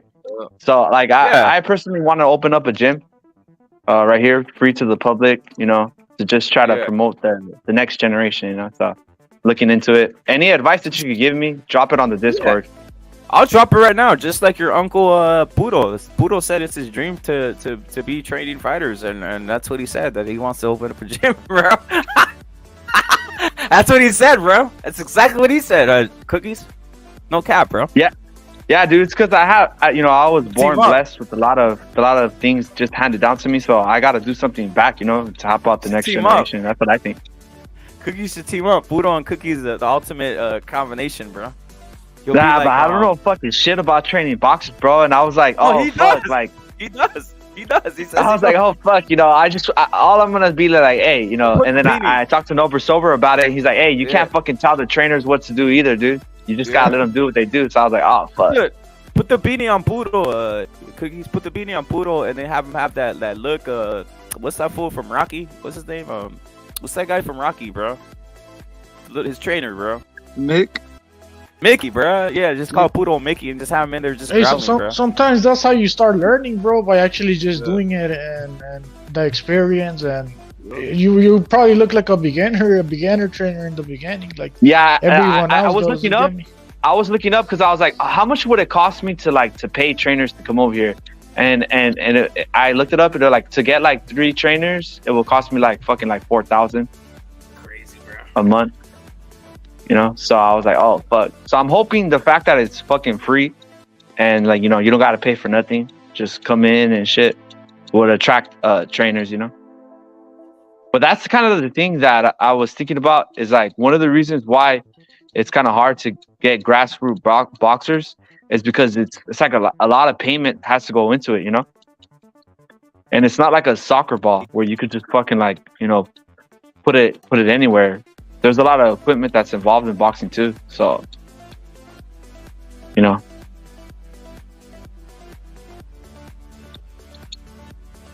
Yeah, you need pads, you need all this little shit, gloves, everything else, bro. Hey, salute to Kilo, salute to Chingazo, salute to Josh. I think on my end, I gotta go buy some shit, bro. To be honest, guys, I gotta go buy the setup for tomorrow, bro. For sure, bro. Good life. But Cookies, any last thoughts? No, Cookies, any last thoughts on this? I'm gonna crack off another one later on, bro. I'm being serious. But any last thoughts on the weigh-in? Obviously, kept you up to date. Cookies, salute to Cookies, all over Don Cookies. Chingazos, any last thoughts, bro? Kilo, salute times a billion. Sergeant, everybody. Yeah, all I have to say, bro, is don't be fucking retards and go based on narratives, bro. Look at the styles, how the styles are matching up in this fight. And like I said earlier, when it comes to the styles, bro, this is gonna be a good fight, a good entertaining fight, because this Ryder guy, he's no back for bitch, bro. He wants to bring it to your face, and he wants to knock you the fuck out, bro. And we're talking about Canelo. Of course he wants to knock out Canelo and fucking become something, bro. Everybody does. When Canelo fights somebody, they bring their best, bro. They bring the best version of themselves, because that's the big fight in boxing right now. So don't be fucking saying, oh, Ryder is a Eurobum. This fight isn't gonna be entertaining. This blah blah blah, all this bullshit that a lot of people are saying. No, motherfucker, this is an entertaining fight in terms of styles, bro. And if you don't like this shit, you don't even like boxing. To tell you the truth, if you don't like this shit, you know. Hey, that's all I gotta say. Chingazos, I was gonna tell you real quick, for these people, for you guys who don't know, you guys are always gonna throw a party today. A lot of fools, right? J Money, Cookies, Chingazos. You're gonna buy all kinds of stuff. But I was gonna say something, guys. This is the meaning of Cinco de Mayo. Yes, it's a California. It was California-based Mexicans, obviously, but this is from Mexico, right? And this is the meaning of Cinco de Mayo, which is today. So you guys are getting drunk or whatever. This is what it means, guys. So stop asking the question. Tomorrow, today, Cinco de Mayo commemorates the military victory of Mexican army against the invading French forces at the Battle of Puebla in 1862. It was an almost unbelievable victory for the Mexican forces, underdogs who defeated one of the most powerful armies at the time, which was the French. So that's what Cinco de Mayo means. Any last thoughts on anything, Cookies? Yeah, man. Yeah, like Chingazos was saying, you know, don't fall for narratives. Because I see a lot of dudes always just wanting to be part of like a counter, you know. Like don't fall for narratives because you know you're just giving them more fucking the podium to spread their bullshit. The way that you counter bullshit is by speaking the truth. And damn, Cookies, I think you cut out, bro.